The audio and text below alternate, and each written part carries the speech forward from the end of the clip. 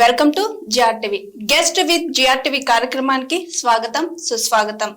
ఈ రోజు మన ముందున్న గెస్ట్ పొలిటికల్ అనాలిసిస్ మరియు ఎక్స్ మాజీ చైర్మన్ అయిన వి ప్రకాష్ గారు. Hi sir. నమస్తే. బాగున్నాను సార్. Thank you sir. తెలంగాణలో బాగా హాట్ టాపిక్ లోక్సభ రిజల్ట్ ఎలా ఉండబోతుంది, ఏ పార్టీకి ప్రజలు మగ్గు చూపించబోతున్నారని అనుకుంటున్నారు? అంటే తెలంగాణ చరిత్రలోనే ఈ ఎన్నికలు ఒక మలుపు అని చెప్పొచ్చమ్మా. అది నెగిటివ్ మలుపు. ఎందుకంటే ఇక్కడ ఎప్పుడు కూడా జనసంఘ్ కాలం నుంచి శ్యాంప్రసాద్ ముఖర్జీ 1950 కాలంలో, అంతకంటే ముందు వాస్తవంగా ఆర్ఎస్ఎస్ పుట్టిందే తెలంగాణలో, కందకుర్తి దగ్గర ఒక చిన్న గ్రామంలో అప్పుడున్న హెగ్డేవార్ గారు జన్మించారు.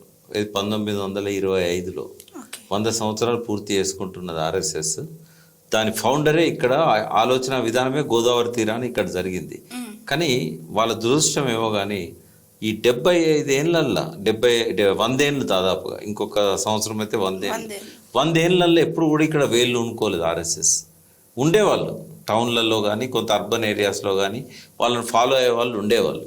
కానీ ఇప్పుడు భారతీయ జనతా పార్టీ వచ్చిన తర్వాత వాళ్ళ ఐడియాలజీని కొద్దిగా రిలాక్స్ చేశారు. అది పొలిటికల్ అవుట్ఫిట్ అందరికీ తెలుసు. ఆర్ఎస్ఎస్కి ఒక రాజకీయ రూపం బీజేపీ.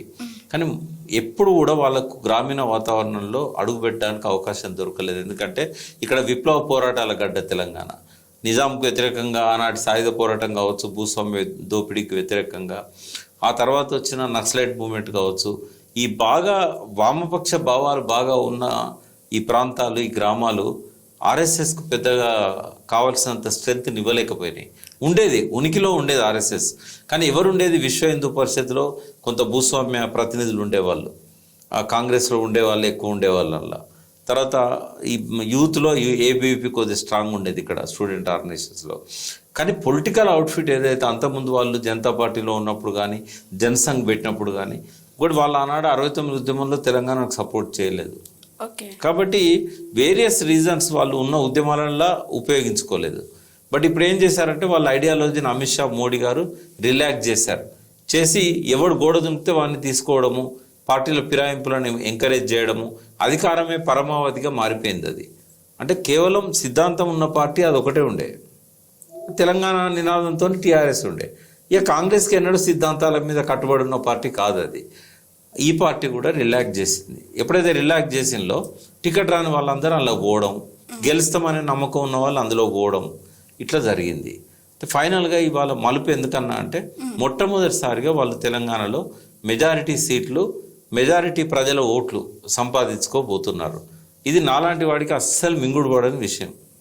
ఎందుకంటే నేను తెలంగాణ సమాజాన్ని బాగా చదివిన వాడిని, అర్థం చేసుకున్న వాడిని, పోరాటాల్లో ప్రత్యక్షంగా ఉన్నవాడిని, టీఆర్ఎస్ వ్యవస్థాపక సభ్యుడిని, టీఆర్ఎస్ రాకముందు 5 ఏళ్ళు తెలంగాణ కోసం ఉద్యమాలు నిర్మించిన వాడిని. బీజేపీ ఒక మత్తుతోని ఒక జనాన్ని ఒక మత విద్వేషాలు రెచ్చగొట్టే విధంగా కనుక భవిష్యత్తులో ఉంటే ఇది ఒక నెగటివ్ మలుపని నేను చెప్పగలుగుతా. మీరు అన్న ప్రశ్నతో పాటుగా లోక్సభ ఎన్నికలలో మెజార్టీ సీట్లు బీజేపీకి రాబోతున్నాయి. Fight between Congress and BJP అనేది కాకుండా బీఆర్ఎస్ బీజేపీ జరిగింది.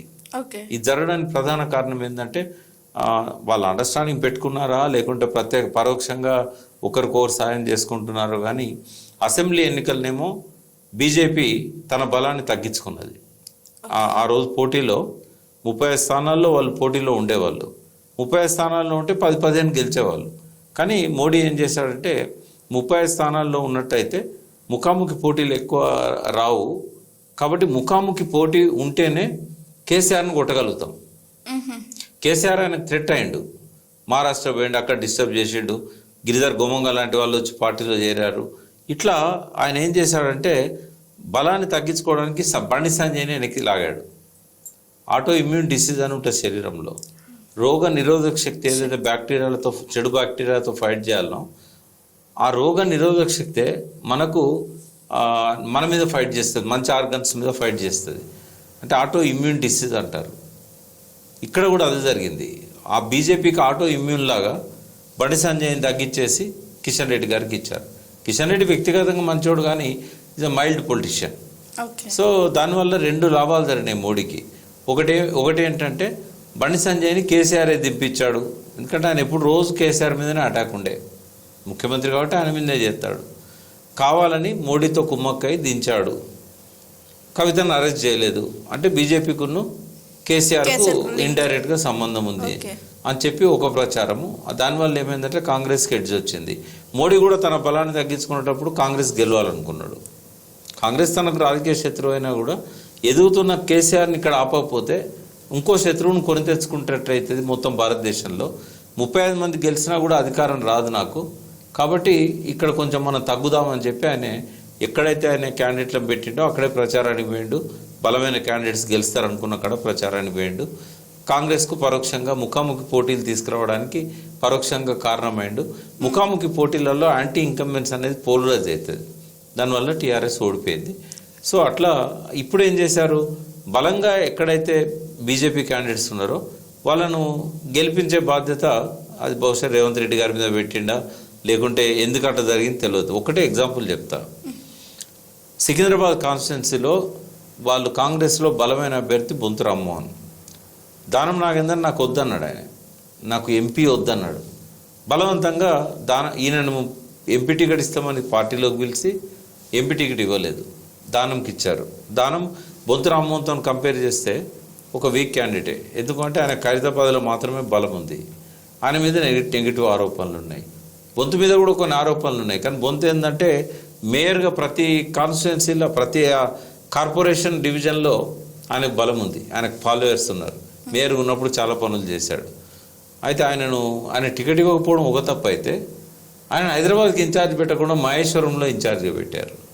నిజంగానే కాంగ్రెస్కు ఓట్లు కావాలనుకుంటే బొంతు రామ్మోహన్కు బలం ఉన్నది ఎక్కడమ్మా, మేయర్గా పనిచేసిన ఈ హైదరాబాద్లో ముస్లిం కాన్స్టిట్యున్సీలు తీసేస్తే ఇది సెగ్మెంట్స్ కార్పొరేషన్ డివిజన్స్ ఈ తెలుగు వాళ్ళందరిలో ఆయన ఎంతో కొంత వర్క్ చేశాడు కదా, ఇక్కడ ఇన్ఛార్జ్గా పెట్టాలి కదా, ఇక్కడ పెట్టలేదు. అంటే ఓట్లు కూడా చీల్చకుండా కాంగ్రెస్ కిషన్ రెడ్డి గెలుపు కోసం పరోక్షంగా ఉపయోగపడ్డది. సెకండ్ థింగ్, వినోద్ రావును అక్కడ ఓడించాలని ఎలక్షన్ల ముందు వరకు వినోద్ రావుకి ఎడ్చుండే కరీంనగర్లో. వినోద్ రావును ఓడించాలని అంతకుముందు ప్రామిస్ చేసిన ప్రవీణ్ రెడ్డికి టికెట్ ఇవ్వకుండా ఒక వెల్మ క్యాండిడేట్ను పెట్టారు అక్కడ. ఆయన నాకు మంచి మిత్రుడు, వాళ్ళ ఫాదర్ కూడా తెలంగాణ ఫైటర్ జగపతిరావు. బట్ అక్కడ వెలుమ ఓట్లను చీల్చడానికి ఆయన తీసుకొచ్చి పెట్టారు. ఆయనకు అంబిషన్ ఉండొచ్చు, ఆయన నిలబడడం తప్పని నేను అన్నా. ఆయన కూడా ఒకప్పుడు అక్కడ కొన్ని పదవులు నిర్వహించిన వ్యక్తే. కానీ ప్రవీణ్ రెడ్డితో కంపేర్ చేసినప్పుడు ఈజ్ ద వీక్ క్యాండిడేట్. మరి బండి సంజయ్ని గెలిపించాలంటే కాంగ్రెస్ వీక్ క్యాండిడేట్ పెట్టింది అక్కడ. అంటే ఇట్లా మనము కొన్ని తీసుకున్నప్పుడు ఉదాహరణకు అరవింద్ను గెలిపేయడానికి జీవన్ రెడ్డిని పెట్టారు. జీవన్ రెడ్డి 2 సార్లు ఎంపీగా పోటీ చేసి కరీంనగర్ నుంచి ఓడిపోయింది ఇదివరకు కేసీఆర్ మీద. అదే కాకుండా ఒక జగిత్యాల కోరుట్ల తప్ప ఆయనకు బలమున్న కాన్స్టిట్యున్సీలు నిజామాబాద్లో లేవు. ఆడ కాంగ్రెస్ కొన్ని కాన్స్టిట్యున్సీలలో డైరెక్ట్గా బీజేపీకి ఓట్లు వేయించింది. అంటే ఇదంతా చూస్తే ఏంటంటే కొన్ని సీట్లలోనేమో బీజేపీని గెలిపించే ప్రయత్నం కాంగ్రెస్ చేసింది, కొన్ని సీట్లలో కాంగ్రెస్కు వ్యతిరేకంగా డమ్మీ క్యాండిడేట్లను బీజేపీ మళ్ళీ ముఖాముఖి పోటీలు తీసుకొచ్చింది. కాబట్టి టీఆర్ఎస్ అనేది నిలబడడం కష్టం ఈ పోటీలో. హార్డ్లీ నేను అనుకుంటా 1 సీటు లేదా 2 సీట్ల కంటే ఎక్కువ టీఆర్ఎస్ గెలిచే పరిస్థితే లేదు. ఓట్ల షేర్ కూడా బీజేపీకి హైయెస్ట్ ఓట్ల షేర్ వచ్చే అవకాశం ఉంది. దానికి రేవంత్ రెడ్డి సహకారమే కాకుండా ఇది కూడా కారణం ఏదంటే మన జై శ్రీరామ్ దాన్ని ఒక ఉద్యమంలాగా తీసుకొచ్చారు. ఇది కూడా ఒక కారణం. బియ్యం పంపడం ఇంటింటికి, అయోధ్యను చూపెట్టడం, అయోధ్య ఇనాగరేషన్ రోజు అన్నిట్లో విపరీతమైన ప్రచారం, ఇట్లాంటివన్నీ కూడా కారణం. అంటే మతోన్మాదాన్ని బీజేపీ పెంచుతుందని రియల్ గా తెలిసిపోతుంది. అది సాధ్యమవుతుందా? వాళ్ళ చరిత్రలో ఎక్కడ చూసినా అదే కనబడుతుంది మనకు. మణిపూర్లో జరుగుతున్నది హింస అదంతా ఏందమ్మా, ఎంత తక్కువ మాట్లాడితే అంత మంచిది. బట్ ఇప్పుడైతే ఎవరన్నా పొలిటికల్ పార్టీ మతోన్మాదాన్ని పెంచుతుంది అని అంటే దట్ ఈస్ ఓన్లీ బీజేపీ. ఆ శక్తులకు రాజకీయ రూపం అది. అయితే దీన్ని అంటే అరికట్టలేమా సార్ ఈ మతోన్మాదం? అంటే అరికట్టాలంటే ఒక ప్రత్యామ్నాయ సంస్కృతి తీసుకురావాలి. మంచి ప్రశ్న ఇది. ఉదాహరణకు మన దేవుడు రాముడు కాదు, మన దేవుడు కృష్ణుడు కాదు. ఇక్కడ తెలంగాణలో మన దేవుళ్ళు ఎవరు అంటే గ్రామాలల్లో బద్దిపోషమ్మ, ఉప్పలమ్మ, మైసమ్మ, ఊరును కాపాడడానికి అంటువ్యాధులు రాకుండా పోషమ్మ, కట్ట దిగిపోకుండా కట్టమైసమ్మ, ఎక్కడైనా చెరువు గండి పడితే గండి మైసమ్మ, ఇంట్లో ఉప్పలమ్మ. వీళ్ళు మన దేవుళ్ళు, వీళ్ళకే మొక్కినాం మనం. ఇప్పుడు ఇంట్లో ఏదన్నా ఫంక్షన్ ఉన్నప్పుడు దేవుళ్ళను పూజించే సమయం వచ్చినప్పుడు ఆ బొడ్రాయి, గ్రామంలో పెట్టే బొడ్రాయి ఊరు మొత్తం ఒకటవుతుంది. తర్వాత కుటుంబంలో ఎంతమంది ఎక్కడెక్కడన్నా కూడా ఉప్పలమ్మని చేసుకుంటున్నాం రమ్మంటారు, పోషమ్మని చేసుకుంటున్నాం రమ్మంటారు. వీళ్ళు మన పునాది గ్రామ దేవతలు, అనాదిగా మనకున్న దేవతలు. ఈ సంస్కృతిని కదా పెంచి పోషించాల్సింది. మరి ఇప్పుడు ఈ దేవుళ్ళ మొగటోళ్ళం మేము హిందువులం కదా. హిందూ అంటే ఏంది అసలు? సింధు నది తీరాన ఒక జీవన విధానం అనేది ఏర్పడ్డది. ప్రపంచంలో ఇట్లాంటి జీవన విధానాలు ఈజిప్ట్లో కానీ, మొసొపటేమియా అంటాం, ఇట్లాంటి చాలా సంస్కృతులలో దేవుళ్ళు, జీవన విధానము, వాళ్ళ వ్యవహారాలు, ఆచారాలు, సాంప్రదాయాలు, నమ్మకాలు, విశ్వాసాలు ఇవన్నీ వచ్చినాయి. మరి అవన్నీ పక్కకు పెట్టి కొన్ని వందల ఏళ్ళ నుంచి రాముడు, కృష్ణుడు వాళ్ళు చారిత్రక పురుషులు. రాముడు బతికున్న ఒక లెజెండ్. దశరథ రాజ్యం అనేది ఉండేది వెనకట, ఆ పేరుతో ఉన్నా లేకున్నా over a period of time ఆ కథను డెవలప్ చేసుకుంటూ వచ్చారు. అంటే ఒక బతికున్న వ్యక్తి యొక్క రూపమే రాముడు. ఆయనకు జరిగిన కష్టాలు ఇవన్నీ కూడా కాలక్రమంలో ఒక ఇతిహాసంగా వచ్చింది. కృష్ణుడు కూడా అంతే. అందుకే ఒక పండితుడు అంటాడు, మహాభారతం నిజంగా జరిగి ఉంటే చాలా గొప్పది, ఒకవేళ అది కల్పితమైతే ఇంకా గొప్పది అన్నాడు. అంటే అంత కల్పన చేయడం కూడా, అంటే కల్పన ఒక్క సమాజంలో ఒక్క కవియో ఒక రచయితో చేసిన కల్పన కాదు అది. అంటే ఈ రాతప్రతులు లేనప్పుడు, తాళప్రతుల గ్రంథాలు కూడా పుట్టని కాలంలో అప్పుడు ఏంటంటే మౌఖికంగా కథల రూపంలో, పాటల రూపంలో చరిత్రను చెప్పుకునేవాళ్ళు. ఆ చెప్పేవాళ్ళు చాలా యాడ్ చేసేవాళ్ళు గుణగణాలను. మంచోడు రాముడు అంటే ఒక మంచోడు అని చెప్పకుండా 10 రకాలుగా ఎట్లా మంచోడో చెప్పేవాళ్ళు. ఇట్లా ఇవన్నీ కూడా కాలక్రమంలో ఒక ఇతిహాసంగా వచ్చింది. జరిగిన కథ రాముంది కానీ, కృష్ణుంది కానీ, మహాభారత యుద్ధం కానీ, కురుక్షేత్రం ఉన్నది. అంటే చరిత్రలో ఎట్లా దేవుళ్ళు, మనుషులు దేవుళ్ళుగా మారుతారని చెప్పడానికి సాయిబాబా చనిపోయి 100 ఏళ్ళు కాలేదు. ఇప్పుడు అందరు దేవుళ్ళ కంటే ఎక్కువ డిమాండ్ ఉన్నది సాయిబాబా, షిర్డీ సాయిబాబాకి. అంటే ఒక చరిత్ర సాయిబాబాని ఎట్లా దేవునిగా మలిచింది, ప్రజల నమ్మకం ఎట్లా మలిచింది. అట్లనే కొన్ని వందల తరాలకు పూర్వం, క్రీస్తు పూర్వం ఒక రాముణ్ణి, ఒక కృష్ణుణ్ణి ఆర్యన్స్ ఎప్పుడైతే భారతదేశం మీదకి వచ్చారో వాళ్ళ కల్చర్ యాక్చువల్గా మన భారతదేశ చరిత్ర మనకు రామాయణంలో, భారతంలో కనబడుతుంది. వాళ్ళను రాముణ్ణి, కృష్ణుణ్ణి ప్రతిరూపాలుగా పెట్టినా కూడా ఆర్యన్ రాజులు వాళ్ళు ఎట్లా వాళ్ళు దండయాత్రలు చేసి ఆఫ్ఘనిస్తాన్, గాంధార దేశం అంటాం. గాంధార్ అంటే కందహార్, కందహార్ అంటే ఆఫ్ఘనిస్తాన్. అంటే ఆ ప్రాంతాల నుంచి వచ్చి ఎట్లా ఈ ద్రవిడ దేశాన్ని వీళ్ళు చేతిలోకి తీసుకున్నారు. ఫస్ట్ ఉత్తర భారతదేశం మీదకి వచ్చారు. ఈశాన్య రాష్ట్రాల్లో నాగవంశపు రాజులను ఉండేవాళ్ళు. ఈ నాగవంశపు రాజులు 10 వంశాలకు ఉండేవాళ్ళు. నాగవంశానికి సంబంధించిన రాజులు 10 మంది ఉండేవాళ్ళు. ఈ 10 మందిని ఏం చేశారు, దశకంఠుడు అని చెప్పి రామునికి 10 తలకాయలు పెట్టి, రావణునికి 10 తలకాయలు పెట్టారు. రావణుని చంపడం అనేది భారతదేశాన్ని ఆక్రమించుకోవడం. సీత అంటే భూమిలో నుంచి పుట్టింది అని అంటారు. అంటే భారతదేశ భూమిని సీతలాగా చూపెట్టారు. ఆర్యన్ రాముడు వచ్చి నాగవంశపు రాజులందరినీ చంపేసి ఆ సీతను చేపట్టాడు. అంటే ఈ భారతదేశాన్ని చేపట్టాడు. ఇది ఆనాటి కథ. దీన్నే ఇతిహాసంగా వాళ్ళ చరిత్రనంతా కూడా మలిచారు. అందులో ఆనాటి యోధుడు ఎవరైతే ఉన్నారో అతను రాముడు. కృష్ణుడు, రాముడు ఇవన్నీ సినానిమ్స్గా ఉంటాయి. ద్వారకా దగ్గర మా గుజరాత్లో భూగర్భం లోపల చాలా లోతున మనకు ద్వారకా ఉంది. ఇది ఈ చరిత్రకు ఫస్ట్ మూలం. అక్కడ పరిపాలించిన రాజు రిమ్సిన్, చారిత్రక గ్రంథాల ద్వారా. ఆ రిమ్సినే రాముడు. మరి ద్వారకాల రాముడు ఎందుకున్నాడు అంటే రాముడు, కృష్ణుడు అనేది ఈ రెండిట్లో ఒకటే కథ, బట్ డిఫరెంట్ రూపాలలో దాన్ని చిత్రించారు, చూపించారు, దాన్ని డెవలప్ చేశారు. కంసుడు పుట్టిన ప్రతి ఒక్కరిని తీసుకుపోయి సముద్రంలో కలిపేస్తూ ఉంటాడు. అది ఏంది అని అంటే ఈ నాగవంశపు రాజులు ఎట్లా ఆర్యన్స్ను చంపారు అనేది. ఆ కంసుడు నాగవంశపు రాజులకు, రావణుడు నాగవంశపు రాజులకు ఒక ప్రతీక. అంటే ఇట్లా ఈ చరిత్ర చాలా పెద్దది. అయితే ఈ రాముడు కానీ, కృష్ణుడు కానీ తర్వాత వచ్చిన వాళ్ళు. నేను వాళ్ళకు మొక్కటోళ్ళని నేను మొక్కొద్దని చెప్పట్లేదు, నేను రామునికి వ్యతిరేకం కాదు, కృష్ణునికి వ్యతిరేకం కాదు. కానీ వాళ్ళ నుంచి మనం నేర్చుకోవాల్సింది ఏంటిది అంటే మంచి లక్షణాలు. ఉదాహరణకు పరమత సహనం, తర్వాత తండ్రి మాట వినడం, పెద్దలను గౌరవించడం, భార్య పట్ల విధేయుడుగా ఉండడం, తర్వాత ఇచ్చిన మాటను తప్పనిసరిగా నెరవేర్చడం. ఇట్లాంటి మంచి లక్షణాలను రాముడి నుంచి మనం నేర్చుకోవాలి. ఇప్పుడు ఇంకొక నెగిటివ్ కోణం కూడా చెప్తాను నేను రామాయణంలో. ఇప్పుడు సీతను తను బ్రతికున్నప్పుడే సీత భూమిలోకి వెళ్ళిపోతుంది. అంటే సీతను కాపాడుకోలేకపోయాడు కదా రాముడు. నింద విని అడవిలో పంపాడు, అది వేరు విషయం. కానీ సీతను కాపాడుకోలేకపోయాడు కదా. చివరికి తనేం చేశాడు, సరయూ నదిలోకి నడుచుకుంటూ పోయి చనిపోయాడు. అంటే నదిలో తనంతట తన నదిలో పోవడాన్ని ఆత్మహత్య అంటాం మనం. లాస్ట్ తన పరిణామం ఏమైంది, ఆత్మహత్య చేసుకోవాల్సిన పరిస్థితి వచ్చింది. వదిలిపెట్టి నదిలో పోయి అంతర్ధానం అయిపోయాడు. అంటే దేవుళ్ళు నిజంగానే వాళ్ళు కాపాడుకోలేనప్పుడు మనల్ని ఎట్లా కాపాడుతారు? నమ్మడం మొక్కడం వేరు విషయం, కానీ మనం ఒక హేతువాద కోణంలో చూసినప్పుడు ఇవన్నీ ప్రశ్నలు వస్తాయి. ఏది ఏమైనా మన సంస్కృతిని మనం కాపాడుకోవాలి. మన గ్రామ దేవతలే మనకు ఫస్ట్. మన బద్దిపోషమ్మ, మన ఉప్పలమ్మ, మన మైసమ్మ, మనకు వాళ్ళే ఫస్ట్. మనకు ఆంధ్రలో అయితే పోలేరమ్మ అంటారు, ఇంకా వేరు వేరు దేవుళ్ళతో పిలుస్తారు. సో భక్తి అనేది, విశ్వాసం అనేది పక్కకు పెడదాం. ఆ పేరుతోని ఓట్లాడుకోవడము, ఆ ప్రచారంలో వాటిని ఇన్వాల్వ్ చేయడము, అయోధ్య పేరు తీసుకోవడము, ఇదంతా కూడా ఎలక్షన్ కమిషన్ రూల్స్కు విరుద్ధం. కేసీఆర్ గారు ఏదో మాట్లాడండి అని చెప్పి ఆయన 24 గంటలు 48 గంటలు మాట్లాడకుండా చేశారు.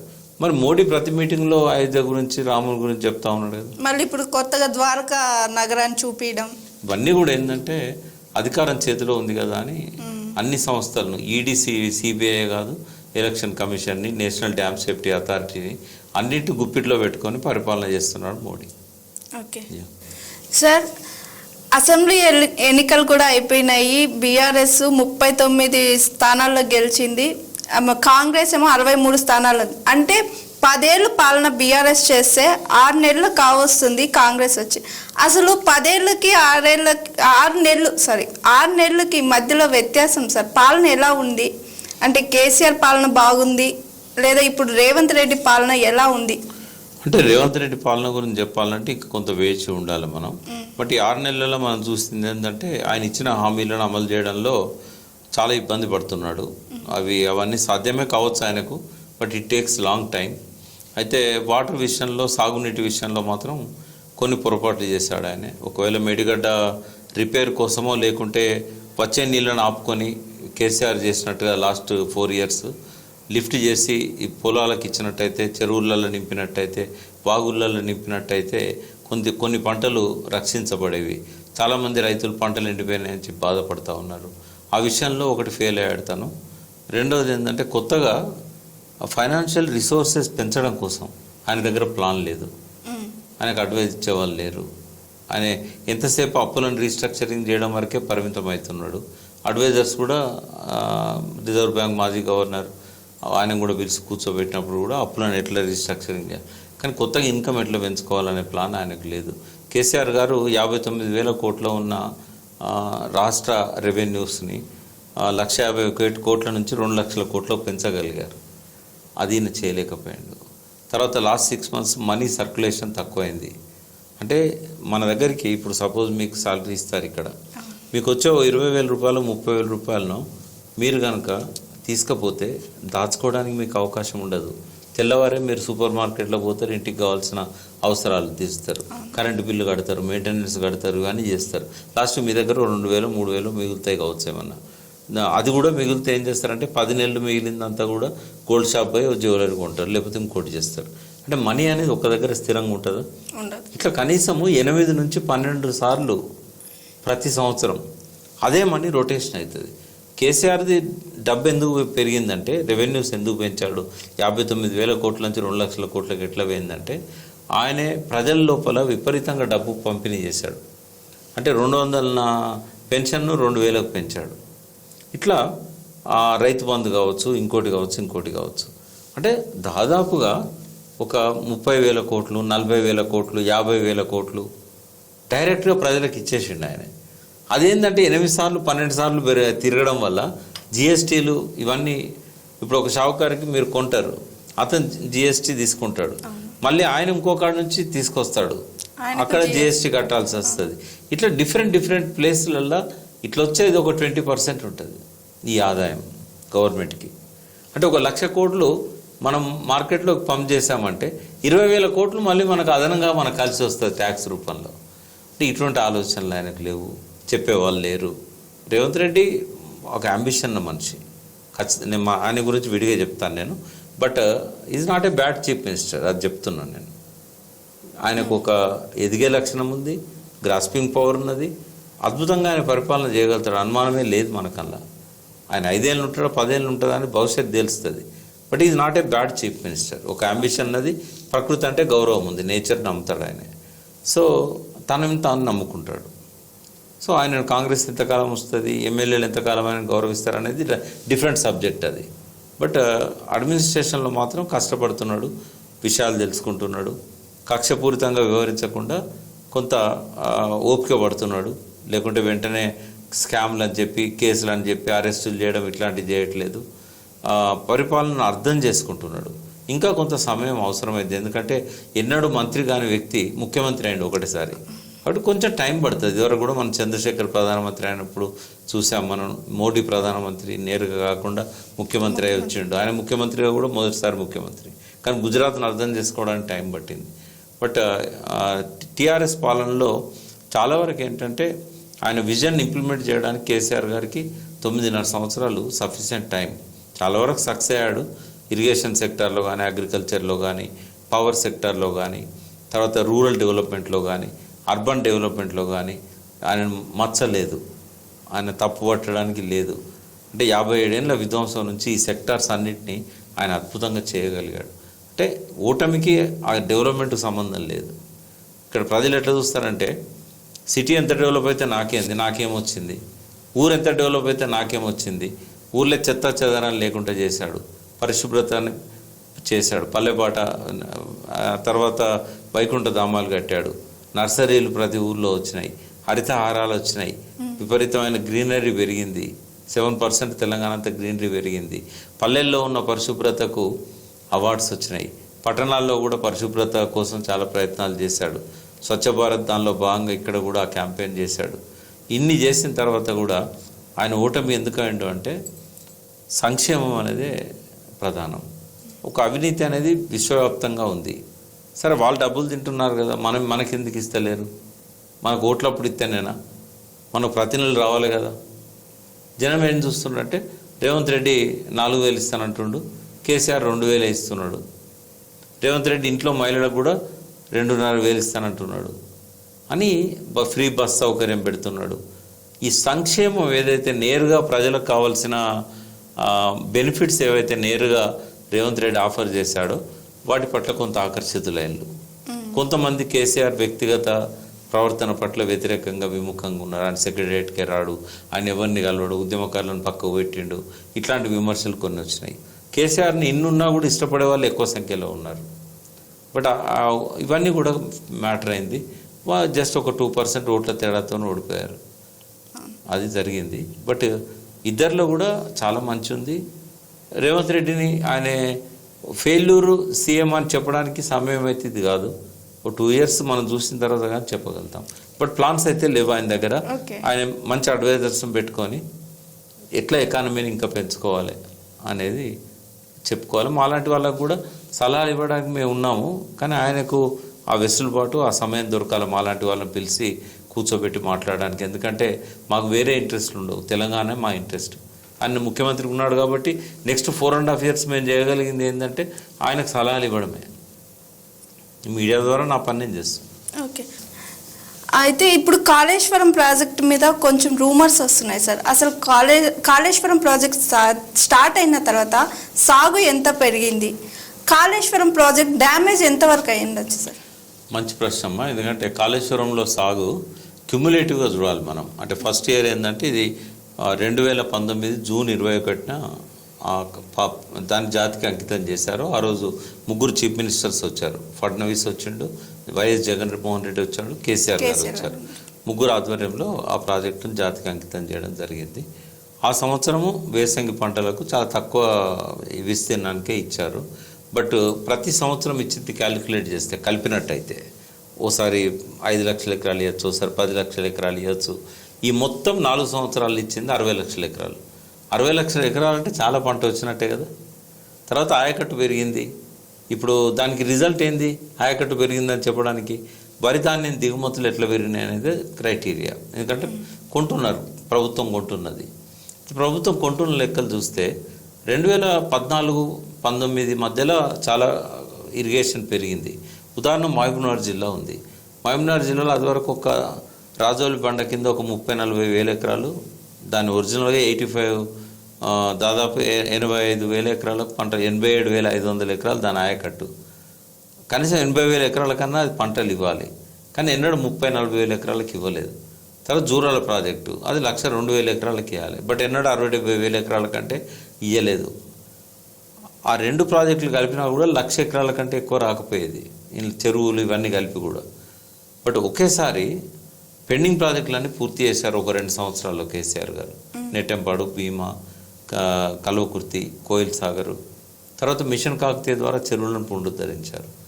తర్వాత ఈ కృష్ణా వాటర్ని లిఫ్ట్ చేసి కల్వకుర్తికో, నెట్టెంపాడుకో, భీమాకో పోయేటప్పుడు చెరువులకు అనుసంధానం చేశాడు, వాగుళ్ళల్లో నింపాడు.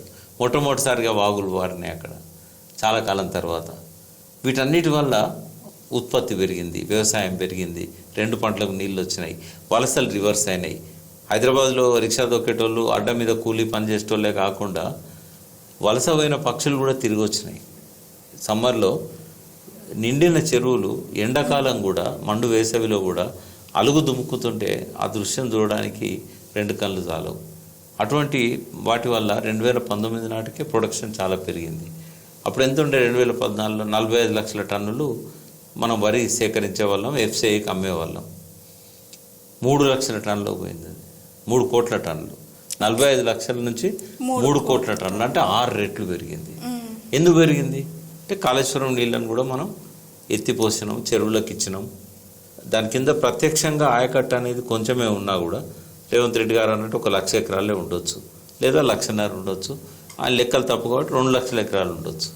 ఇంకా డెవలప్ కావాలి ఆయకట్టు. వాటి కింద కొత్త ఆయకట్టు 18 లక్షల ఎకరాలు ఇవ్వాలి కదా, 18,25,000 ఎకరాలు.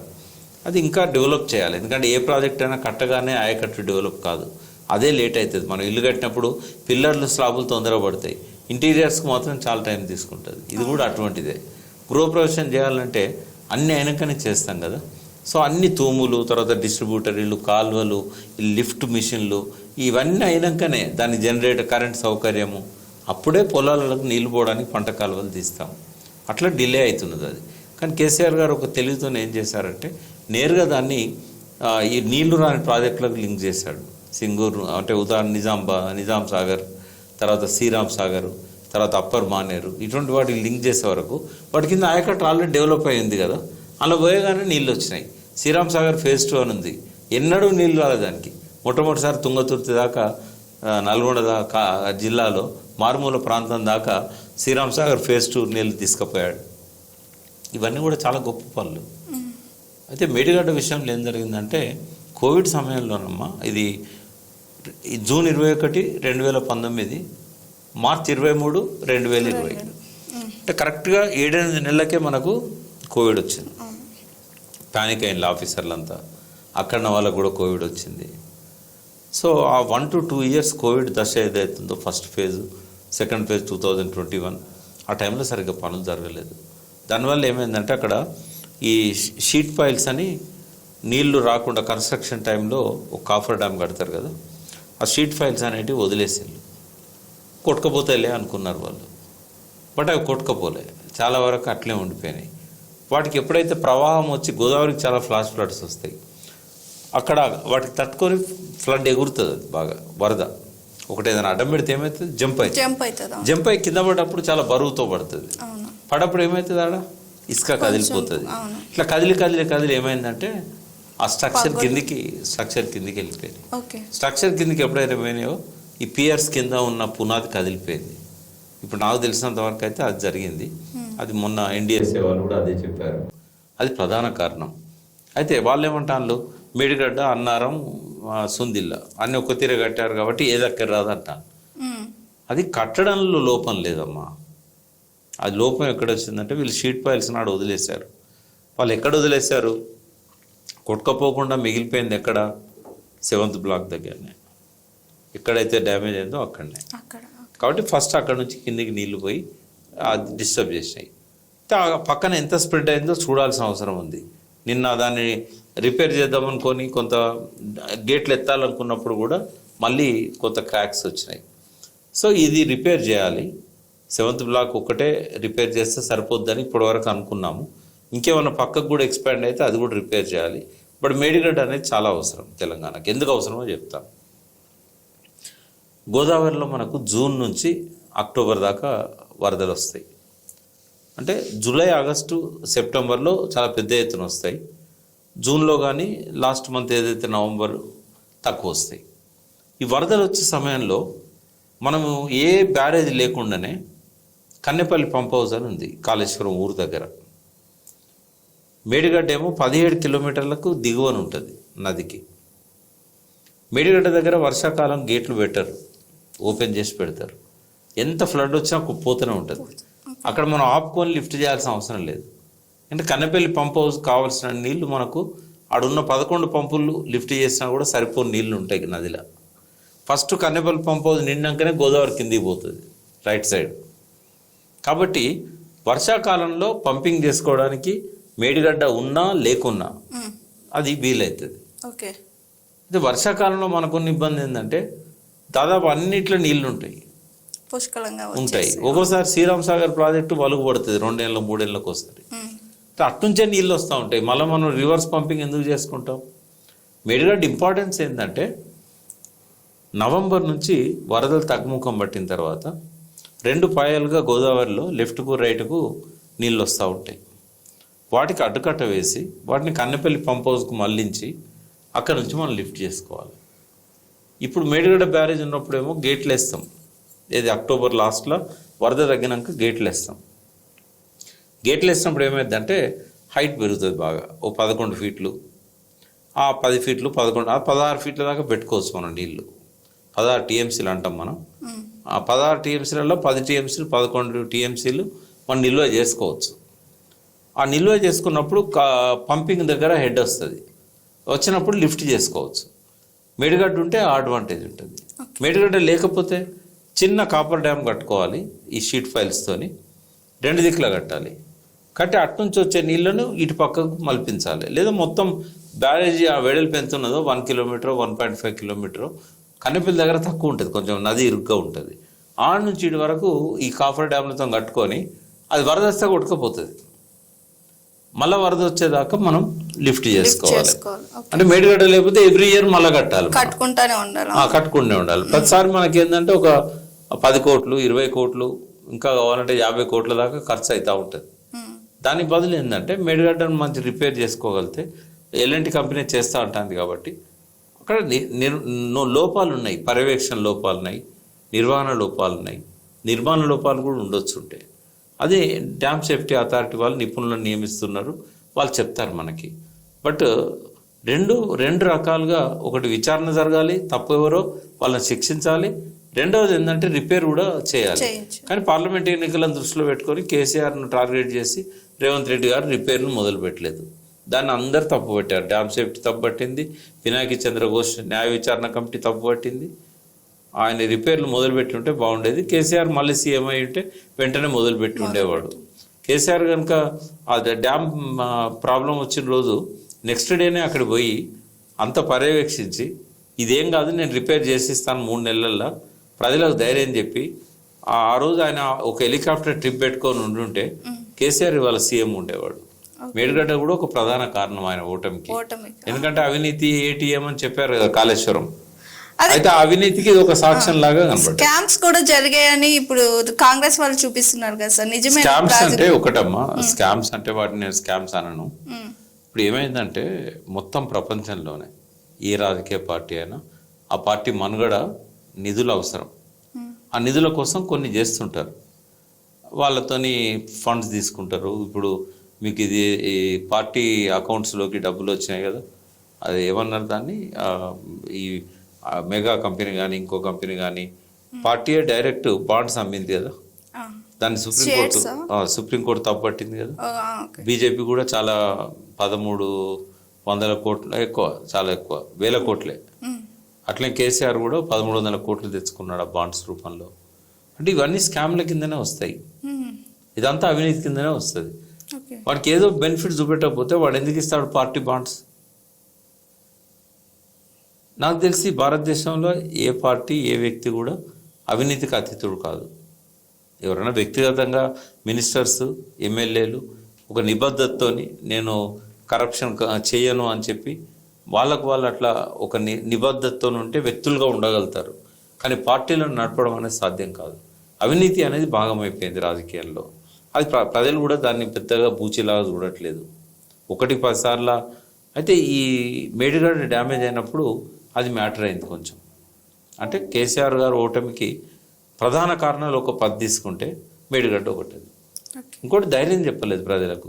నేను అప్పుడు అమెరికాలో ఉన్నా, నేను 10 రోజుల తర్వాత వచ్చినాక మొట్టమొదటి ప్రెస్ నేను మాట్లాడినా. బట్ పార్టీ తరఫున ఎవరు మాట్లాడలే, ప్రభుత్వం తరఫున కూడా ఒక ధైర్యాన్ని ఇచ్చి మేడిగడ్డకు అసలు ఏం జరిగిందనేది చెప్పలేకపోయారు. అంటే ఏ సమయంలో చేయాల్సింది ఆ సమయంలో చేయకపోతే ప్రజల్లో చెడు ప్రచారమే అగ్రగామిగా ఉంటుంది. అట్లా ప్రజల్లో ఒక నెగిటివ్ వాతావరణం రావడం. సోనియా గాంధీ తెలంగాణ ఇచ్చింది కాబట్టి ఒకసారి ఇచ్చి చూద్దాం ఓట్లు, కేసీఆర్ మీద కోపం లేకపోయినా కూడా ఒక ఛాన్స్ కాంగ్రెస్కి ఇద్దామేంది అని చెప్పి ఇట్లాంటివన్నీ జరిగినాయి. మేడిగడ్డ మాత్రం మనకు తప్పనిసరి అవసరం. ఇప్పుడు యాసంగి పంటలకు మేడిగడ్డే దిక్కు. ఓకే సార్, మీరు చైర్మన్గా కూడా చేశారు సార్, ఆ పదవికి సాటిస్ఫాక్షన్ అయిందా సార్? కాలేదు, నేను కాలేదు.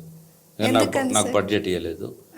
నేను కొంత నాకున్న మంచి సంబంధాలతోని చీఫ్ సెక్రటరీల దగ్గర, ఇరిగేషన్ సెక్రటరీల దగ్గర కొద్దిగా నేను తీసుకొని గ్రౌండ్ వాటర్ని ఇంప్రూవ్ చేయడం కానీ కొంత రీసెర్చ్ యాక్టివిటీ కానీ చేయగలిగిన. బట్ నేనే కాదు, కేసీఆర్ గారి పాలనలో ఏ చైర్మన్లకు కూడా నిధులు ఇవ్వలేదు, అధికారాలు ఇవ్వలేదు. కాబట్టి నామినల్ పోస్ట్ లాగానే అయిపోయింది. నెలకు 2 లక్షల శాలరీ వచ్చేది. తెలంగాణ ఉద్యమంలో పనిచేసినందుకు ఇదే నాకు ప్రజలు ఇచ్చే బహుమానం అని అనుకున్నాను. అసలు మొహమాటం లేకుండా అసలు కాలేదని చెప్పేసారు. ఎందుకు మొహమాట పడాలి? ఎవరి కోసం పడాలి? We are committed to people. నేను ఎన్నోసార్లు చైర్మన్గా ఉన్నప్పుడు కూడా, నేను పార్టీలో జనరల్ సెక్రటరీ ఉన్నప్పుడు కూడా, నేను పార్టీ ఫౌండర్ని. నేను చెప్పాను, ఇప్పుడు I'm not loyal to KCR, I'm loyal to Telangana people. అప్పుడు చెప్పాను, చైర్మన్ ఉన్నప్పుడు చెప్పాను, ఇప్పుడు చెప్తున్నాను. ఒక వ్యక్తికి నేను దాసుని కాదు.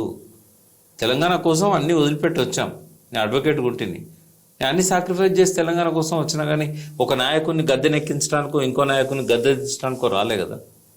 కాబట్టి మోమాటం నాకెందుకు ఉండాలి?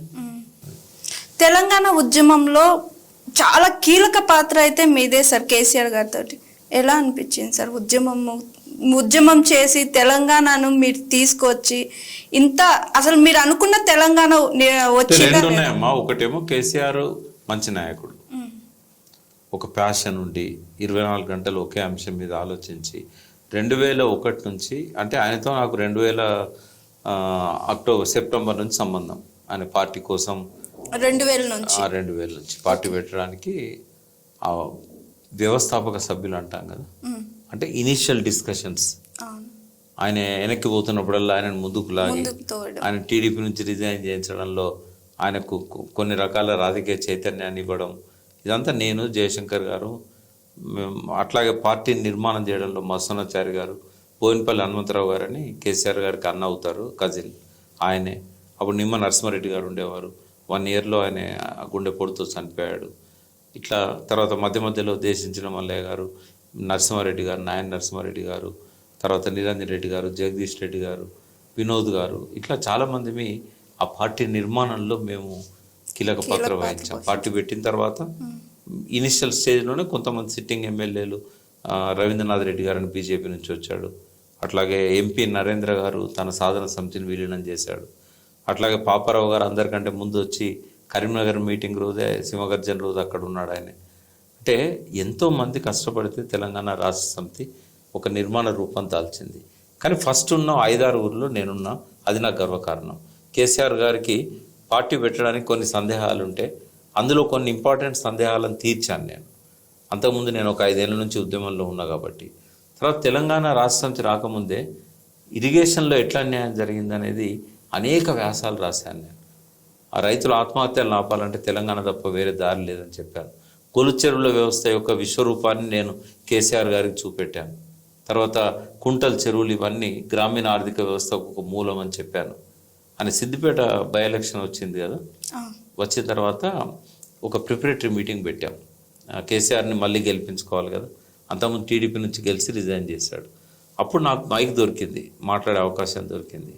దొరికినప్పుడు తెలంగాణ గ్రామీణ ఆర్థిక వ్యవస్థ ఎట్లా చిన్న భిన్నమైంది చెరువులు నాశనం కావడం వల్ల, ఇది నేను నా స్పీచ్లో చెప్పాను. అంతకంటే ముందు 2000లో నీకెందుకు ఆ పిచ్చి తెలంగాణ పిచ్చి అని అన్నాడు. సార్ నాకు తెలంగాణ పిచ్చి లేదన్నా, నాకు ఆంధ్రుల మీద కోపం కానీ తెలంగాణ పిచ్చి కానీ లేదు సార్. అంటే మరి ఎందుకు నువ్వు తెలంగాణ కోసం లైఫ్ మొత్తం సాక్రిఫైస్ చేస్తున్నావు అని అడిగాడు. అంటే నేను అన్న, నా చిన్నప్పుడు నేను బావిలో నుంచి చెంబుతో నీళ్లు ముంచుకొని స్నానం చేసేది. అప్పుడు మగ్గులు లేవు, చెంబుతో నీళ్లు ముంచుకొని స్నానం చేసేది. ఇప్పుడు తెలంగాణలో చెంబుతో ముంచుకుందామంటే బావులలో ఎక్కడ నీళ్ళు లేవు, బావులు అన్నీ ఎండిపోయినాయి, బావులు పోయినాయి. నాకు మళ్ళీ బావులలో చెంబుతో నీళ్లు ముంచుకొని స్నానం చేయాలని ఉంది సార్. అంటే దానికి ఉన్న తెలంగాణకి ఏం సంబంధం అని అన్నాడు. ఖచ్చితంగా దానికి ఉన్న తెలంగాణకు సంబంధం ఉన్నది. ఎట్లా ఉన్నది? తెలంగాణ పైన ఉంటుంది, ఆంధ్ర కింద ఉంటుంది. ఆంధ్రకు గోదావరికి కృష్ణాకు వరదలు వచ్చినప్పుడే పంటలు పండుతాయి. వాళ్ళకు వరదలు రావాలంటే సెప్టెంబర్ దాకా ఆగాలి. వాళ్ళు పైన ప్రాజెక్టులన్నీ నిండిన తర్వాత వరదలు వచ్చేది. మరి వాళ్ళ మొదటి పంటకు నీళ్ళు ఎక్కడి నుంచి వస్తాయి? అక్కడ ఇక్కడలాగా చెరువులు తక్కువ ఉన్నాయి, ఓన్లీ మెట్ట ప్రాంతాలనే చెరువులు ఉన్నాయి, కానీ డెల్టాల చెరువులు లేవు. మరి ఎక్కడి నుంచి పండాలి? అక్కడ కృష్ణా డెల్టాలో ఒక 13 లక్షల ఎకరాలు 11 లక్షల ఎకరాలు ఉన్నది, గోదావరి డెల్టాలో ఒక 13-14 లక్షల ఎకరాలు ఉన్నది. ఎట్లా పండాలి? పెన్నా డెల్టా అంటే అది వేరు, ఎట్లా పండాలి? కాబట్టి వాళ్ళు ఏం చేశారంటే తెలంగాణలో పడ్డ వర్షపు నీళ్ళన్నీ కూడా వాగుల ద్వారా చెరువులలోకి వస్తాయి. ఆ చెరువులు తెగితే కనుక అవి కృష్ణా గోదావరిలోకి వస్తాయి. మా తెలుగు తల్లి పాటలో ఒక 2 వాక్యాలు ఉంటాయి. గలగల గోదావరి పరుగులిడుతుండాలి, బిరబిర తరలిపోతుండాలి, గలగల గోదావరి తరలిపోతుండాలి, బిరబిర కృష్ణమ్మ పరుగులిడుతుండాలి, రాజమండ్రి విజయవాడలో బంగారు పంటలు పండాలి, తెలంగాణ ముంగిట్లో రైతుల ఆత్మహత్యలు శవాలు పీనుగల పెంట కావాలి. మళ్ళీ మనతోనే పాటించారు మా తెలుగు తల్లికి. మరి గలగల తరలిపోయే గోదావరి తెలంగాణలో ఎందుకు ఆగకూడదు? తెలంగాణ వాళ్ళు గోదావరి అమ్మ బిడ్డలు కాదు. గోదావరి 500 మైళ్ళు తెలంగాణలో ప్రవహించిన తర్వాత ఆంధ్రకు పోతుంది కదా, మరి ఎగువన మాకు నీళ్ళు ఇవ్వకుండా కిందికి ఎట్లా పోతుంది? అందుకే గద్దర్ రాసిండు, గోదావరమ్మ గొడ్రాలు చేసినవు తెలంగాణను అని. అమ్మ తెలంగాణ పాటల గొడ్రాలని చేసినవు తెలంగాణను అని అన్నాడు. కృష్ణమ్మ గురించి కూడా పక్కన కృష్ణమ్మ ఉన్న ఫలితం ఏమీ లేకపోయా అని పాటలు పాడిన. తలాపున గోదావరి నీచేను నీచిల్క ఎడారి అని చెప్పి. అంటే ఆంధ్రులు హైదరాబాదును క్యాపిటల్గా పెట్టుకొని ఆంధ్రప్రదేశ్ రాష్ట్రం ఏర్పాటు చేయాలని, తెలంగాణను ఆంధ్రతో కలపాలని కొట్లాడిందే. ఇక్కడ ప్రాజెక్టులు కడితే మాకు నీళ్ళు రావు, మేమే ఇక్కడ అధికారంలోకి వస్తే ప్రాజెక్టులు కట్టకుండా ఆపుతాము అని చెప్పి నీలం సంజయ్ రెడ్డి గారు ముఖ్యమంత్రి కాగానే నిజాం ఏదైతే తెలంగాణను సస్యశ్యామలం చేయడానికి 1 కోటి ఎకరాలకు నీళ్ళు ఇవ్వగలిగే ప్రాజెక్టులకు రూపకల్పన చేశాడో అన్నిటిని రద్దు చేశాడు. ఏ ప్రాజెక్టు కట్టలేదు. కట్టకపోవడం వల్ల గలగల గోదావరి తరలిపోయింది, బిరబిర కృష్ణమ్మ పరుగులిడింది, ముంగిట్ల మురిపాలు ఆంధ్రలో, ముంగిట్ల శవాలు తెలంగాణలో. తెలంగాణలో ఒక చెరువు ఉన్నదంటే ఊరు మొత్తం చెరువు మీద ఆధారపడి ఉంటుంది. ఈ శ్రీకాకుళం అటు విజయనగరం ఆంధ్రలో కూడా మొత్తం చెరువు మీద ఆధారపడ్డ వ్యవసాయం. చెరువుకున్న ఊరికి సంబంధం చెప్తాను నేను. చెరువులో నీళ్ళు ఉంటేనే కాపులు వ్యవసాయం చేస్తారు. వెనకటి రోజుల్లో ఆధునీకరణ లేనప్పుడు కాపులు వ్యవసాయం చేస్తేనే వడ్లాయనకు నాగలు చెక్కడానికి పని దొరుకుతుంది, కమ్మరాయనకు ఆ కర్రు చేయడానికి పని దొరుకుతుంది, బండి గీరలు చేయడానికి పని దొరుకుతుంది. కుమ్మరాయన ఆ కాపుల వ్యవసాయం ద్వారా వచ్చిన డబ్బుతోనే కుమ్మరాయన దగ్గర పోతారు, ఎండాకాలంలో ఇల్లు కప్పించుకుంటారు కుమ్మరి కూనతోనే. ఇంట్లో కావాల్సిన వడ్లు ధాన్యాన్ని అంతా కూడా నిల్వ చేసుకోవడానికి కుమ్మరే పెద్ద కుండలు చేస్తారు, గరిసెలు గాదెలు అంటాం.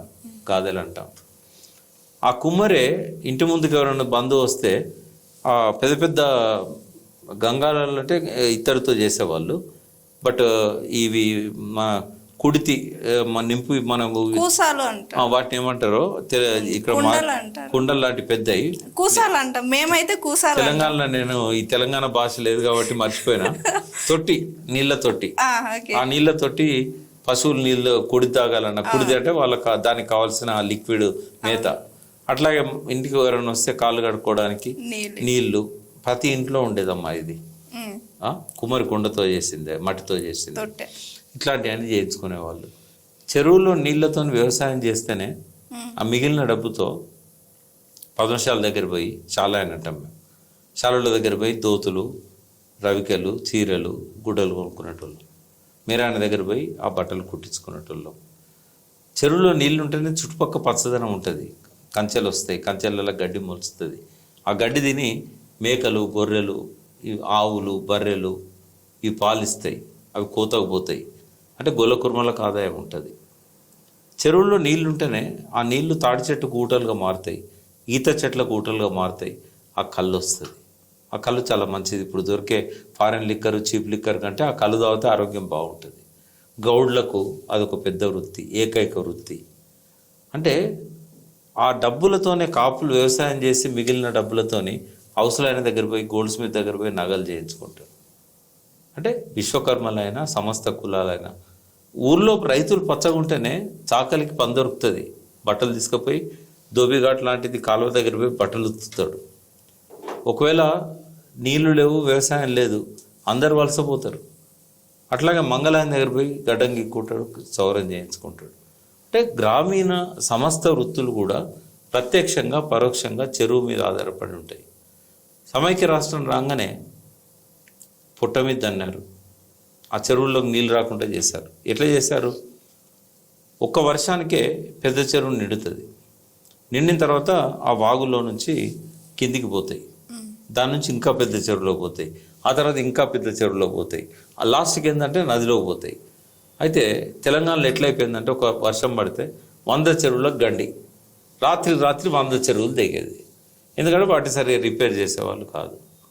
100 చెరువులు దిగినప్పుడు గలగల గోదావరి తరలిపోతుంటుంది, బిరబిర కృష్ణమ్మ పరుగులెడుతుంటాయి. ఇక్కడ కురిసిన చినుకులను ఎక్కడో పంటలు పండించడానికి ఇక్కడ పొట్టలు కొట్టి ఆ నీళ్ళని తీసుకుపోయి అక్కడ వరి పొట్ట పోసుకునేటట్టు చేశారు. సో ఎప్పుడైతే చెరువులను, కుంటలను రిపేర్ చేయలేదో ప్రతి సంవత్సరం మట్టి వచ్చి చేరుతుంది, ఒండ్రు మట్టి చేరుతుంది, నల్ల మట్టి చేరుతుంది. సిమెంట్ ప్లాస్టింగ్ చేసినట్టయితే చెరువులో కనుక సీపేజ్ లేకపోతే, ఊటలు లేకపోతే బావుల్లోకి ఊటలు రావు, బోరు బావుల్లోకి ఊటలు రావు.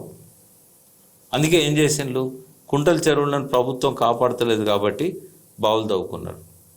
గ్రౌండ్ వాటర్ ఇంకా తగ్గిపోయింది కాబట్టి బోర్లు వేసుకున్నారు. 15-20 లక్షల బోర్లు ఉండేది సమైక్య రాష్ట్రంలో తెలంగాణ వచ్చే నాటికి. ఇప్పుడు 30 లక్షలకు పోయినాయి అవి. బోర్లల్లో మనం బ్యాంకులో డబ్బులు వేస్తూ తీస్తూ ఉంటే మనకు బ్యాలెన్స్ ఉంటుంది, కానీ అసలు నువ్వు డబ్బులు వేయకుండా వచ్చేవన్నీ ఖాళీ చేస్తే ఒకరోజు బ్యాంక్ బ్యాలెన్స్ జీరో అయినా కూడా ఇంకా ట్రై చేసిండ్రు. నీళ్లు లేవని తెలిసి కూడా ఒక్క బోర్ పాయింట్ కోసం 100 బోర్ పాయింట్లు వేసిండ్రు, 50 వేశారు. ఒక్కడ దానిలో నీళ్లు పడతాయి.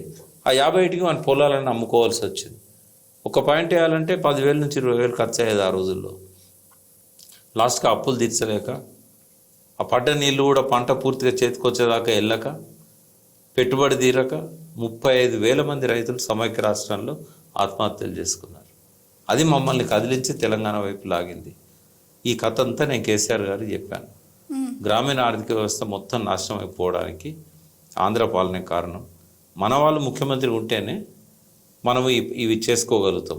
తెలంగాణ చెరువుల గురించి, వీటి గురించి మనకు అవగాహన ఏర్పడుతుంది. ప్రాజెక్టులు రద్దు చేస్తుంటే కూడా ఇక్కడ ప్రజలు పట్టించుకోలేదు, ఇక్కడ నాయకులు పట్టించుకోలేదు. కాబట్టి ఇక్కడ ఎప్పుడు సీఎం ఆంధ్ర వాళ్ళే ఉండేవాళ్ళు. మొత్తము 57 ఏళ్ళ సమైక్య రాష్ట్రంలో 6 సంవత్సరాలు 4 నెలల 13 రోజులు తెలంగాణ ముఖ్యమంత్రులు ఉన్నారు. ఏ ఒక్కరిని 5 ఏళ్ళు ఉండనియలేదు. చెన్నారెడ్డి 2 సార్లు ముఖ్యమంత్రి అయి కూడా 5 ఏళ్ళు పూర్తి చేయలేదు. ఆయన ఓసారి 2 ఏళ్ళకు దించింది, ఓసారి ఏడాది దించారు. పివి నరసింహారావు మైనార్టీ ఉండి దేశాన్ని 5 ఏళ్ళు ప్రధానమంత్రిగా పరిపాలన చేశాడు. 13 నెలలకి ఇక్కడ ముఖ్యమంత్రిగా దించేశారు. అంజయ్యను కూడా 18 నెలలకు 20 నెలలకు దించారు. అంటే ఏ తెలంగాణ ముఖ్యమంత్రిని కూడా 5 ఏళ్ళు ఉండనియలే. వెంగళరావుని పెట్టారు కానీ ఆయన ఇక్కడి నుంచి ఎన్నికైండు, కానీ ఆయన తెలంగాణ కాదు, ఆంధ్ర సెటిలర్. కాబట్టి తెలంగాణలో జరిగిన అన్యాయాలలో గ్రామీణ ఆర్థిక వ్యవస్థ చిన్నాభిన్నమై పల్లె కన్నీరు పెడుతుంది కనిపించని కుట్రల. ఆ కనిపించని కుట్రలే ఇప్పుడు నేను చెప్పినాయన్ని. గల్లగల్ల గోదావరి, బిరబిర కృష్ణమ్మ. ఆ కనిపించని కుట్రల్లో పల్లె నాశనమైంది. బుక్క గులాలు అమ్ముకున్నటోడు అడ్డకూలికి ఎందుకు మారిండు? కుమ్మరి వాగులో దుమ్ము ఎందుకు రేగింది? కమ్మరి బాడ్స్ ఎందుకు మూగవేయింది? వడ్ల బాడ్స్ ఎందుకు మూగవేయింది? కమ్మరి కొలిమిలో ఎందుకు నిప్పు రేగలేదు? అందరు అడ్డకూలీలుగా మారిండ్రు. వృత్తి పనులు చేసుకునేటోళ్ళే కాదు, వృత్తులకు ఆధారమైన పటేళ్ళు కూడా 50 ఎకరాలు 100 ఎకరాల వాళ్ళు కూడా నీళ్లు లేక పంటలు పండించుకోలేక ఈ వృత్తి వాళ్ళతో కలిసి అడ్డ మీద కూలీగా మారిపోయిండు. ఇది తెలంగాణ గోస, తెలంగాణ విషాద చరిత్ర. అందుకోసం తెలంగాణ కావాలి తప్ప ఆంధ్ర వాళ్ళ మీద నాకేం వ్యతిరేకం ఉంటుంది సార్? ఆంధ్ర పాలకుల మీద ఉంటుంది. పొట్ట కొట్టేవాడితో మా పంచాయతీ, కానీ పొట్ట కూటి కోసం వచ్చిన వాడితో మాకు పంచాయతీ లేదని చెప్పాం. సార్ బీఆర్ఎస్ పార్టీ ఉంటుందా ఉండదా? ఎవరు కూడా బీఆర్ఎస్ లేకుండా చేయలేరమ్మా. చాలా పటిష్టమైన పార్టీ. దానికి ఏంది, ఇప్పుడు 60 లక్షల మెంబర్షిప్ ఉంది. సరే కాంగ్రెస్ అధికారంలోకి వచ్చింది కాబట్టి, బీజేపీ కేంద్రంలో అధికారంలో ఉండి మళ్ళీ రెండోసారి వస్తుంది కాబట్టి ఏమన్నా కొంత అలా కొంతమంది పోతే పోయి ఉండొచ్చు. కానీ తెలంగాణ తెచ్చిన పార్టీగా, తెలంగాణ ఉద్యమాన్ని నడిపిన పార్టీగా ఆ పార్టీ ఎప్పటికీ ఉంటుంది. ఆ పార్టీని తీసేయడం అనేది సాధ్యమే కాదు. మళ్ళీ రూలింగ్ లోకి వస్తుందా సార్ బీఆర్ఎస్ పార్టీ? ఎందుకు రాదమ్మా? అవకాశం ఉంటుంది కదా, అవకాశం ఉంటుంది. కాకపోతే 2 పనులు చేయాలి వాళ్ళు. ఒకటేమో నాయకత్వ ఆటిట్యూడ్లో మార్పు రావాలి. నాయకుల వ్యవహార శైలి, ప్రజలతో వాళ్ళకు కూడా సంబంధాలను మెరుగుపరచుకోవాలి. Relationship is the key to the success అంటారు. సంబంధ బాంధవ్యాలే ఎందులో సక్సెస్ కావాలన్నా కూడా చాలా కీలకం. కాబట్టి ఆ సంబంధ బాంధవ్యాలు సరిగా చేయనప్పుడు ప్రజలకు దూరం అవుతారు. అది జరిగింది కొంత. కేటీఆర్ గారు కానీ, హరీష్ రావు గారు కానీ, కవిత గారు కానీ ఎప్పుడు ప్రజల్లోనే ఉంటారు. వాళ్ళు అనుకున్న వాళ్ళని కలుస్తారు. ప్రజలు కలవాలనుకున్నప్పుడు కూడా అందుబాటులో ఉండాలి కదా. అంటే అధికారంలో ఉన్నప్పుడు అంటే చాలా బాధ్యతలు ఉంటాయి, వాళ్ళకు కలిసే అవకాశం ఉండకపోవచ్చు. కానీ అధికారంలో దిగిపోయిన తర్వాత కూడా ఆ టైం ఇవ్వడము, కలవడం అనేది జరగాలి. తర్వాత కేవలం ఏదో చావులకు పెళ్లిలో పోయినంత మాత్రం రిలేషన్షిప్ ఉన్నట్టు కాదు. కార్యకర్తల కష్టాలు చూడాలి, వాళ్ళకు అవసరమైన సహాయం చేయాలి, రకరకాలు ఉంటాయి. ఈ విషయంలో మాత్రం నేను పాస్ మార్కులు వేయగలుగుతా వాళ్ళకు. ఫస్ట్ క్లాసో సెకండ్ క్లాసో పోనీ 50% మార్కో దాటలేదు వాళ్ళు, జస్ట్ పాస్. ఈ విషయంలో రాజశేఖర రెడ్డిని ఆదర్శంగా తీసుకోవాలి. తెలంగాణకు రాజశేఖర రెడ్డి పచ్చి వ్యతిరేక అయినా కూడా కార్యకర్తల కష్ట సుఖాలు చూసినవాడు రాజశేఖర రెడ్డి. ఎంత బిజీగా ఉన్నా కూడా అపాయింట్మెంట్ దొరకడం కష్టం కాకపోయేది. ఆ విషయంలో ఆయనను మనం తీసుకోవాలి. కాబట్టి ఆ లక్షణాలు మరి వీళ్ళకి వస్తాయా, మారతారా, మారరా, అది ఆ పార్టీని మళ్ళీ అధికారంలోకి తెస్తా తేదా అనే దానిపైన ఆధారపడి ఉంటుంది.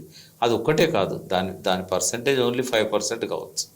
బట్ ఈ మొత్తం సమాజంలో బీసీలు అర్ధ భాగం. మరి సగభాగం ఉన్న బీసీలను నిర్లక్ష్యం చేస్తే ఎంతకాలం భరిస్తారు? ఆ పార్టీని దించిన వాళ్ళల్లో కూడా బీసీలే ప్రధాన శక్తి. ఇప్పుడు బీసీల కోసం మనం ఏం చేసాం 10 ఏళ్లలో సమీక్షించుకోవాలి. ఏం విమర్శలు చెప్తున్నారు విశ్లేషకులు, కానీ పార్టీలో ఏం విమర్శలు వస్తున్నాయి? కులవృత్తులను మళ్ళీ ఆధునీకరించడం కోసం కావచ్చు, ఆర్థికంగా ఆదాయం పెంచడం కోసం కావచ్చు, గొర్రెల స్కీమ్ తీసుకొచ్చారు, మేకలది తీసుకొచ్చారు, కొన్ని బర్రెలది తీసుకొచ్చారు, చేపల వృత్తిదారులకు కావలసినంత ప్రోత్సాహం ఇచ్చారు. ఇప్పుడు బీసీలు అంటే వీళ్ళే కాదు, ఇంకా చాలా చేయాల్సి ఉండే. అన్నిటికంటే ఎక్కువగా బీసీలకు రాజకీయంగా కూడా ఎదగడానికి అవకాశం ఇవ్వాలి. సగం సీట్లలో ఓన్లీ అగ్రకులం వాళ్ళకే టికెట్లు ఇస్తుంది. ఏ పార్టీ తీసుకో, 50% సీట్లలో 60 సీట్లు, ఇప్పుడు 119 సీట్లలో ఎస్సీలకు ఎస్టీలకు రిజర్వేషన్ ఉంది కాబట్టి అందులోకి దూరడానికి లేదు. అప్పటికి దొంగ సర్టిఫికేట్ పెట్టుకొని కొందరు ఆంధ్రాలను అయితే కొండరెడ్లను పెట్టుకొని రెడ్లు కూడా ట్రైబల్ సీట్లలో పోటీ చేసిన వాళ్ళు ఉన్నారు. సుప్రీంకోర్టులో చాలాసార్లు కేసులు అయినాయి. బట్ వాళ్ళ సీట్లు పోతే అవి ఎంత పోతాయి? 16+9 అంటే 7 ఉండేది, అప్పుడు 23% సీట్లు పోతాయి. కానీ సగం సీట్లు నువ్వు రెడ్లు, వెల్మలు, కమ్మలే ఉంటే బీసీలకు ఎక్కడ అవకాశం ఉంటుంది? అదొక ప్రధానమైన అసంతృప్తి బీఆర్ఎస్ క్యాడర్లో ఉంది, లీడర్స్లలో కూడా ఉంది. అది ఓవర్కమ్ కావాలి. బీసీల కోసం మా కోసం ఉన్న పార్టీ అని చెప్పగలిగే పార్టీ ఓన్లీ టీడీపీ. టీడీపీలోనే బీసీల రాజకీయ నాయకత్వం ఎదిగింది. టీడీపీ అంతర్ధానమైన తెలంగాణ నుంచి ఆయన ఇప్పటికీ టీడీపీకి ఆర్డర్ ఉన్నది. ఆ పార్టీకి అధ్యక్షులు లేడు, ఆ పార్టీ ఎలక్షన్లో పోటీ చేయలేదు, పోయిన ఎలక్షన్ చేయలేదు, పార్లమెంట్ చేయలేదు, అయినా కూడా ఆ పార్టీకి ఆర్డర్ ఉంది. ఎందుకంటే బీసీలు ఓన్ చేసుకున్నారు ఆ పార్టీ. మొట్టమొదటిసారి బీసీ నాయకత్వం చట్టసభల్లోకి వచ్చింది ఎక్కువ సంఖ్యలో. కాబట్టి అట్లాంటి వైఖరి కేసీఆర్ తీసుకుంటే బాగుండేది. ఇదివరకు తీసుకోకపోయినా ఒక చేదు అనుభవం కదా ఇప్పుడు ప్రతిపక్షంలో కూర్చోవడం. కనీసం ఇప్పుడన్నా ఆ లైన్ తీసుకున్నట్టయితే కొంత బీసీలు ఓన్ చేసుకుంటే కనుక, నమ్మితే కనుక డెఫినెట్గా మళ్ళీ అధికారంలోకి రావడానికి ఇబ్బంది ఏమి ఉండదు. వాళ్ళకంటే ఎక్కువగా బీసీల గురించి రేవంత్ రెడ్డి మాట్లాడుతున్నాడు. బీసీ కులగణన తీసుకోవాలని చెప్తున్నాడు. బీసీల చరిత్ర అంతా ఆయన చదువుకున్నాడు. మండలి కమిషన్ గురించి మాట్లాడుతున్నాడు. సుప్రీంకోర్టు కేసుల గురించి మాట్లాడుతున్నాడు. బట్ అది కేసీఆర్ గారు ఎందుకు మాట్లాడలేదు? పార్లమెంట్ ఎలక్షన్లో అయినా బీసీలకు ఎక్కువ మంది టికెట్లు ఇచ్చాడు. మరి వాళ్ళకి సపోర్ట్గా పోయినప్పుడు ఆయన ఒక బీసీ బిడ్డ ఎన్నుకోండి అంటే ఓట్లు పడతాయి. బీసీల కోసం ఏం చేసినావు ఎజెండా పెట్టాలి కదా. 10 ఏళ్ళ టీఆర్ఎస్ పాలనలో కార్పొరేషన్ల ద్వారా కానీ ఇతరత్ర కానీ బీసీలకు పెద్ద ఒరిగింది ఏం లేదు. 5% కూడా నిధులు ఇవ్వలేదు. ఇప్పుడు ఈ కాంగ్రెస్ పార్టీ అయినా బీసీలకు న్యాయం చేస్తుందని అనుకోవచ్చా సార్? ఎట్లా చేస్తుందమ్మా? ఇప్పుడు అగ్రకుల పార్టీలు వాళ్ళ ప్రయోజనాలే చూసుకుంటారు కదా. ఎలక్షన్లు ఏదో 3-4 టికెట్లు ఎక్కువ ఇచ్చినంత మాత్రాన ఎట్లా సాధ్యమవుతుంది? ఇప్పుడు అంతా అగ్రకులం వాళ్ళని పెట్టుకున్నాడు. ఎంతమంది ఉన్నారు బీసీలు మంత్రులు? కాబట్టి ఎవరు వచ్చినా కూడా బీసీలకు వాళ్ళ సొంతంగా వాళ్ళ రాజకీయ నిర్ణయాధికారాన్ని వాళ్ళు తీసుకోవాలి. వాళ్ళ ఆధ్వర్యంలో 50% పైన ఉన్న వాళ్ళేమో వాళ్ళు అడుక్కోవాల్సి వస్తుంది. టికెట్లను అడుక్కోవాలి, పదవులను అడుక్కోవాలి, వాళ్ళ కింద బానిసల్లాగా పడి ఉండాలి. ఒక స్వీయ రాజకీయ శక్తిగా తెలంగాణ రాజకీయ నాయకత్వం ఎట్లా ఉద్యమంలో ఎదిగిందో బీసీలలో కూడా అట్లా స్వీయ రాజకీయ శక్తి ఎదగాలి. ఎట్లా కేసీఆర్ పోయిండు, ఇంకా మళ్ళీ ఇంకో ధోరణి ఎందుకు నెత్తిన పెట్టుకోవాలి? ఇంకో రెడ్డినో ఇంకో వెల్మనో ఎందుకు పెట్టుకోవాలి? ఇది మంచి అవకాశం కదా. ఒకవేళ నిజంగానే ఆ పార్టీలు బీసీలను భుజాలకు ఎత్తుకున్నట్టయితే డెఫినెట్గా ఆ పార్టీలకు బీసీలు సపోర్ట్ చేస్తారు. బీసీలకు సపోర్ట్గా నిలబడే పార్టీలను చాలా సంవత్సరాల అధికారంలో ఉంచారు. బట్ ఇప్పుడున్న రాజకీయ క్షేత్రంలో అట్లాంటి పార్టీ కనబడతలేదు. బీజేపీ అన్నది నేను బీసీకి ముఖ్యమంత్రి ఇస్తా అని అన్నది, కానీ ఆ బీసీ నాయకుడైన బండి సంజయ్నే అధ్యక్ష పదవిని తీసేసి కిషన్ రెడ్డి గారికి ఇచ్చారు. ఎట్లా నమ్ముతారు? రెండవది, బీసీ కులగణన చేయడానికి వాళ్ళు వ్యతిరేకం, రిజర్వేషన్లకు వాళ్ళు వ్యతిరేకం. ఎన్ని మాటలు ఎలక్షన్లలో చెప్పినా కూడా ఆర్ఎస్ఎస్ ఫిలాసఫీలో రిజర్వేషన్లు లేవు.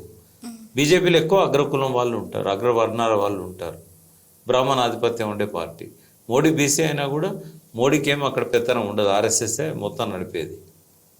కాబట్టి ఒక స్వీయ రాజకీయ శక్తిగా బీసీలు ఎదగాలి. ఒకవేళ ఆ అవసరం లేకుండా మేమే చూసుకుంటామనే ఒక హామీ బీఆర్ఎస్ కనుక ఇచ్చినట్టయితే బీఆర్ఎస్కి ఉన్న క్యాడర్ అంతా 50% బీసీలే ఉన్నారు, తప్పకుండా సంతోషిస్తారు. బట్ వాళ్ళ రాజకీయ విధానాల్లో మార్పు రావాలి, వ్యక్తిగత ప్రవర్తనలలో మార్పు రావాలి, ఈగో అనేది కనబడనీయకుండా ఉంచాలి. ఇవన్నీ చేస్తే కానీ మళ్ళీ బీఆర్ఎస్ అనేది అధికారంలోకి రావడానికి వీలవుతుంది. అసలు కేసీఆర్ గారి వ్యక్తిత్వం ఎలా ఉంటుంది సార్? అంటే మీరు ఆయన్ని చాలా దగ్గర నుంచి చూసారు, ఆయనతో పాటు ఉద్యమాల్లో పాల్గొన్నారు. అసలు కేసీఆర్ గారి వ్యక్తిత్వం ఎలా ఉంటుంది సార్? అంటే ఇష్యూస్ సంబంధించినంత వరకు చాలా సుదీర్ఘంగా ఆలోచిస్తాడు, మంచి సొల్యూషన్స్ను కనుక్కుంటాడు. ఒక సమస్య పరిష్కారాన్ని వెతకడంలో ఆయనంత డీప్గా ఆలోచించే వ్యక్తి ఇంకోరు లేరు. ఆయన మేధా శక్తికి కానీ, మేధా సంపత్తికి కానీ, ఆయన ఆలోచన శక్తికి కానీ, ఆయన కార్యాచరణకు కానీ నేను 100 మార్క్స్ వేస్తాను. నేను తప్పకుండా ఆయన ఒక గొప్ప విజనరీ. మనం ఏదైనా ఒక ఇష్యూ మీద 5 నిమిషాలు కూడా ఏకదీక్షతో ఆలోచించలేము, బట్ ఆయన గంటల కొద్ది ఆలోచిస్తాడు. తర్వాత పట్టుదల మనిషి, బాగా ఏదైనా అనుకున్నాడంటే ఆ సాధించేదాకా నిద్రపోడు. తర్వాత ఆ వ్యూహకర్త, ఆయన వ్యూహాలు కొన్ని ఫెయిల్ అయినా కూడా అద్భుతమైన వ్యూహకర్త. ఏ సమయంలో ఏం చేయాలి. తర్వాత మంచి ఎత్తుగడలు ఉంటాయి, రాజకీయ ఎత్తుగడలు. తర్వాత పార్టీ నడిపించడంలో కానీ, అవసరమైన ఆర్థిక వనరులు సమకూర్చుకోవడంలో కానీ ఎన్ని కష్టాలున్నా కూడా అది సాధ్యపడేటట్టుగా చేయగలుగుతాడు. ఈ విషయాలన్నింటిలో కేసీఆర్ను మించిన వ్యక్తి లేడు. చాలా బాగా చేస్తారు ఆ విషయంలో. పరిపాలన విషయానికి వచ్చినప్పుడు ఉద్యమం నడపడం వేరు, పరిపాలన వేరు. కేసీఆర్ పరిపాలన చేత కాదన్నారు, కానీ ఆయన పరిపాలించి చూపెట్టాడు. దేశవ్యాప్తంగా చాలా అవార్డ్స్ తెలంగాణ ప్రభుత్వానికి వివిధ రంగాలలో వచ్చినాయి. ఆర్థికంగా 59,000 కోట్లు ఉన్న ఆదాయాన్ని 2 లక్షల కోట్లు పెంచగలిగాడు. అంటే తెలంగాణ ప్రజల జీవన ప్రమాణాలు పెరిగినాయి, తెలంగాణ ప్రజల్లో డబ్బు చెల్లామని పెరిగింది, తెలంగాణకు ప్రతి ఎకరానికి నీళ్ళు వచ్చే విధంగా ప్రణాళికలు వేశాడు, కాళేశ్వరం లాంటి పెద్ద ప్రాజెక్టును సాధ్యం చేశాడు. అంతకుముందు రాజశేఖర రెడ్డి గారు 2008లో మొదలుపెట్టాడు. ఆయన చనిపోయినా కూడా కిరణ్ కుమార్ రెడ్డి గారు ఉన్నంత వరకు కూడా ఒక చుక్క నీరు రాలే, ఏం పని జరగలే, కనీసం తుమ్మిడేటి దగ్గర అనుమతులు కూడా తెచ్చుకోలేదు. ఇప్పుడు 3 ఏళ్లలో కాళేశ్వరాన్ని సక్సెస్ చేయగలిగాడు. లక్షలాది ఎకరాల్లో పంటలు పెంచాడు, పెండింగ్ ప్రాజెక్టులు కంప్లీట్ చేశాడు, కొత్తగా రీడిజైనింగ్ చేసి మన తెలంగాణ అవసరాలు ఏందో చూపెట్టాడు. చాలా మార్పులు తీసుకొచ్చాడు తెలంగాణ సమాజంలో. 57 ఏళ్ళ విధ్వంసాన్ని ఆయన 9.5 ఏళ్లలో చాలా వరకు పునర్నిర్మించగలిగాడు. కానీ ఇంకా కొన్ని చేయాల్సినవి ఉండే. ఆయన మరొకసారి అధికారంలో ఉండుంటే అవన్నీ పూర్తయ్యేటి. తన వ్యక్తిగత విధానాలు, తర్వాత ఆయన ప్రవర్తన, ఆ ఉద్యమకారులను పక్కబెట్టడం లాంటి అంశాలు, సెక్రటరియట్కు రాకపోవడం అనేది, ఎప్పుడు ఫామ్ హౌస్లో ఉంటాడనే ప్రచారాన్ని కౌంటర్ చేయలేకపోవడం, తర్వాత చేసిన మంచి పనులను కూడా చెప్పుకోలేని అశక్తత, వీటన్నిటి వల్ల ఆ పార్టీ ఓడిపోయింది. బట్ కేసీఆర్ లోపల ఉన్న చాలా పాజిటివ్ అంశాలు సమకాలీన రాజకీయాలలో ఏ నాయకుడి దగ్గర లేవు. ఆయన భారతదేశంలోనే ఒక అరుదైన నాయకులలో ఆయన ఒకడు. ముఖ్యంగా కోవిడ్ ఒకటే కాదమ్మా. అంటే ఇప్పుడు నేను ఎప్పుడు చెప్తుండేవాడిని ఆయన గురించి. Last 10 years you can win అని ఒక బుక్ ఉంది, శివసేన ఆయన రాసింది, శివకేరా ఆథర్. ప్రతి ఒక్కరు చదవాలి ఆ బుక్, ఆత్మవిశ్వాసం పెరుగుతుంది మనకు. అందులో ఏమంటాడంటే, విజేతలు భిన్నమైన పనులు చేయరు, భిన్నంగా చేస్తారు. ఇప్పుడు ఎన్నో యూట్యూబ్ ఛానల్స్ ఉన్నాయి, రొటీన్గా ఇంటర్వ్యూస్ తీసుకొని యూట్యూబ్లో పెడితే సక్సెస్ గారు. భిన్నంగా చేయాలి, ఇతరులు చేసిన దానికి భిన్నంగా చేయాలి. మీరు యాంకర్గా కూడా ఇతర యాంకర్లను కాపీ కొట్టకుండా ఒక భిన్నమైన పద్ధతిలో మీరు యాంకరింగ్ చేసినట్టయితే డెఫినెట్గా మీరు క్లిక్ అవుతారు. సో అట్లా విజేతలు ఎప్పుడు భిన్నమైన పనులు చేయరు, భిన్నంగా చేస్తారు. అంటే ఎవరు ముఖ్యమంత్రి అయినా కూడా సాగునీరు, విద్యుత్ శక్తి, వ్యవసాయము, తర్వాత 2 bedroom హౌసెస్, ఇండ్లు ఇట్లాంటివే కదా ఉండేటి. ప్రతి విషయంలో కూడా ఆయన భిన్నంగా చూపెట్టాడు. అందరిలాగా ఇందిరమ్మ ఇళ్ళలాగా ఇవ్వకుండా 2 bedroom హౌసెస్ ఇచ్చినవి కొన్ని అయినా కూడా ఒక డిఫరెన్స్ కనబడుతుంది మనకల్లా. తర్వాత రైతు బంధు ఒక డిఫరెన్స్, రైతుల జీవితాలల్లో వెలుగును తీసుకొచ్చేది. ఇట్లా ప్రతిదీ కూడా ఆయన డిఫరెంట్గా చేయడానికి ప్రయత్నం చేశాడు. కాళేశ్వరం కింద నీళ్ళు ఉన్నాయి, పైన మీరున్నారు, మీకు నీళ్ళు రావన్నారు ఆంధ్ర వాళ్ళు, నీళ్ళు తెచ్చి చూపెట్టాడు. అది నాకు బాగా నచ్చింది. ఆ వ్యక్తిత్వం చాలా గొప్పది. ఒకవేళ అంటే కేసీఆర్ లాంటి వాడు ఎలాంటి వాడు అంటే ఫీనిక్స్ పక్షి. ఫీనిక్స్ అనే పక్షి బూడిదలో నుంచి మళ్ళీ తనంతను రూపం సంతరించుకొని గాల్లోకి ఎగురుతారు. అది మన చూపెడతారు, ఫీనిక్స్ పక్షిలాగా మళ్ళీ పునర్జీవం పొందుతాడు అని. ఆయన లోపల కొన్ని మార్పులు తెచ్చుకొని ఆయన ఆలోచనలలో, ఆయన వ్యక్తిగత ప్రవర్తనలో, ఆయన వ్యూహంలో కొన్ని మార్పులు తెచ్చుకుంటే మళ్ళీ అద్భుతంగా మళ్ళీ ఒక 10-20 ఏళ్ళు పరిపాలన చేయగలిగిన అవకాశం కేసీఆర్కి ఇప్పటికీ ఉన్నది. కాకపోతే ఏంటంటే ఎప్పుడు కూడా ఒక సక్సెస్కు ఫెయిల్యూర్ కారణం ఏంటంటే నీ సావాసం ఎటువంటి వాళ్ళతో ఉన్నది. నీకు చెడు స్నేహాలు ఉంటే నువ్వు చెడిపోతావు, నీకు మేధావులతో సావాసం ఉంటే నువ్వు అద్భుతంగా పరిపాలన చేస్తావు.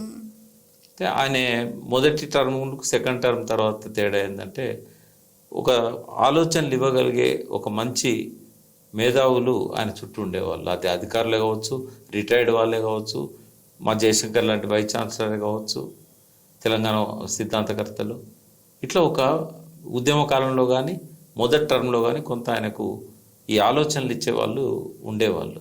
కానీ తర్వాత అందరినీ ఆయన ఏకపక్షంగా కట్ చేసేసాడు, దూరం పెట్టాడు. తర్వాత ఆయనకు ఎస్ బాస్ అనే కల్చర్ ఉన్న వాళ్ళు ఆయన చుట్టూ చేరారు.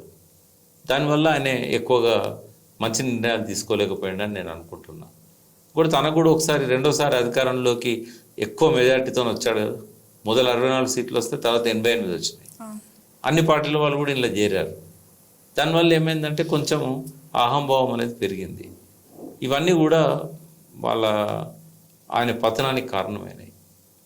అయితే ఇప్పుడు ఆయన ఫీనిక్స్ పక్షిలాగా లేస్తాడా లేవడా అనేది ఆయనకున్న శక్తిని పునరుద్ధరించుకుంటాడా, ఎవరినైతే పక్కకు పెట్టాడో వాళ్ళని దగ్గర తీస్తాడా, మళ్ళీ ఆయనకు నా ఆలోచనలే కాదు ఇతరుల ఆలోచనలు కూడా నాకు అవసరం అని అనుకుంటాడా, దీని మీద ఆధారపడి ఉంటుంది. సార్ ఇంకొకటి కూడా విన్నాను, తెలంగాణ ఉద్యమంలో కీలక పాత్ర అయితే కేసీఆర్ గారిదే. మెయిన్ పాత్ర అనేది కీలక పాత్ర కాదు, అదే మెయిన్ పాత్ర కేసీఆర్ గారిది. కానీ ఆయన పాత్ర తక్కువ, అసలు ఆయన ఉద్యమంలో తక్కువగానే పాల్గొన్నారు, ఇతరులదే ఎక్కువ అని ఒక రూమర్ అయితే ఉంది. అది ఎంతవరకు కరెక్ట్ సార్? ఎప్పుడు కూడానమ్మా పిల్లి గంట కట్టేవాడు ఎవడు అనేది మెయిన్. అంటే తెలంగాణ ఇప్పుడు మాట్లాడే వాళ్ళకి తెలంగాణ చరిత్ర తెలియదు. తెలిసిన వాళ్ళు ఎవరు కేసీఆర్ను తక్కువ చేయరు. కేసీఆర్ ఈ తెలంగాణకి దొరికిన ఒక అద్భుతమైన వరం. ఎందుకంటే 69లో చెన్నారెడ్డి గారు తెలంగాణ ఉద్యమాన్ని లేపి తెలంగాణ ప్రజాసమితిని కాంగ్రెస్లో విలీనం చేసిన తర్వాత ఏ నాయకుని కూడా ప్రజలు నమ్మలే, కానీ కేసీఆర్ని నమ్మిళ్ళు.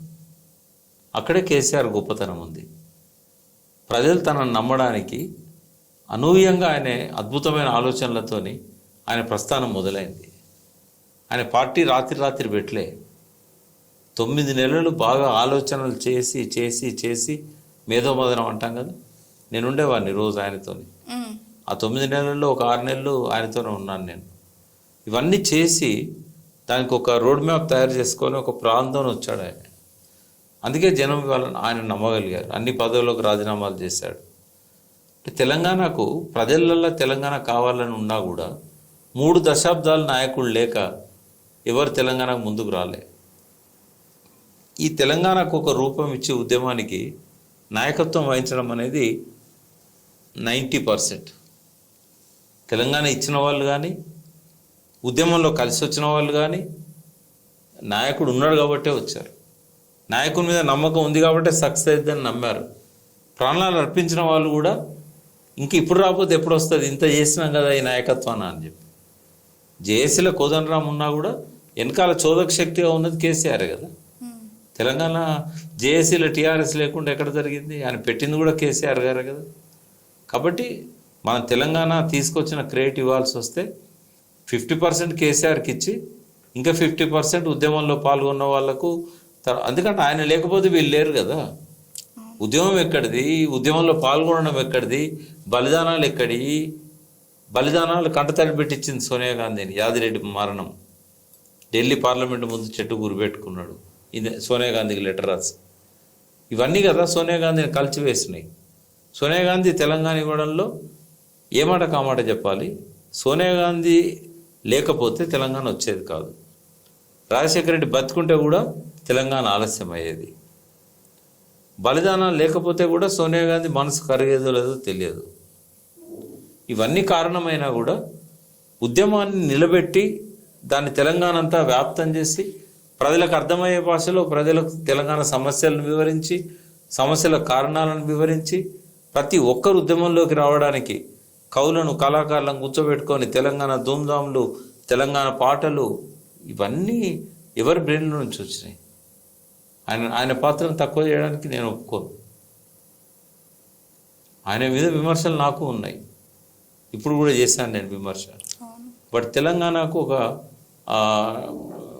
అంటే ఆరాధ్యునిగా మనం చూడవచ్చు ఆయనను. ఆయన లేకపోతే తెలంగాణ ఉద్యమం లేదు, ఆయన లేకపోతే తెలంగాణ రాష్ట్ర సాధన కూడా లేదు. 10 సంవత్సరాల్లో కూడా ఆయన చేసింది తక్కువ అంచనా వేయడానికి లేదు.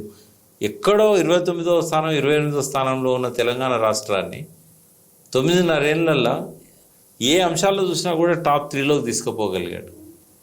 చాలా గొప్ప వ్యక్తి, చరిత్రలో ఎప్పటికీ మిగిలిపోయే వ్యక్తి కేసీఆర్. ప్రతి వ్యక్తికి ఆయన దేవుడు కాడు, దేవుడికే లోపాలు ఉన్నాయి. లోపాలు లేని దేవుడే లేడు కదా.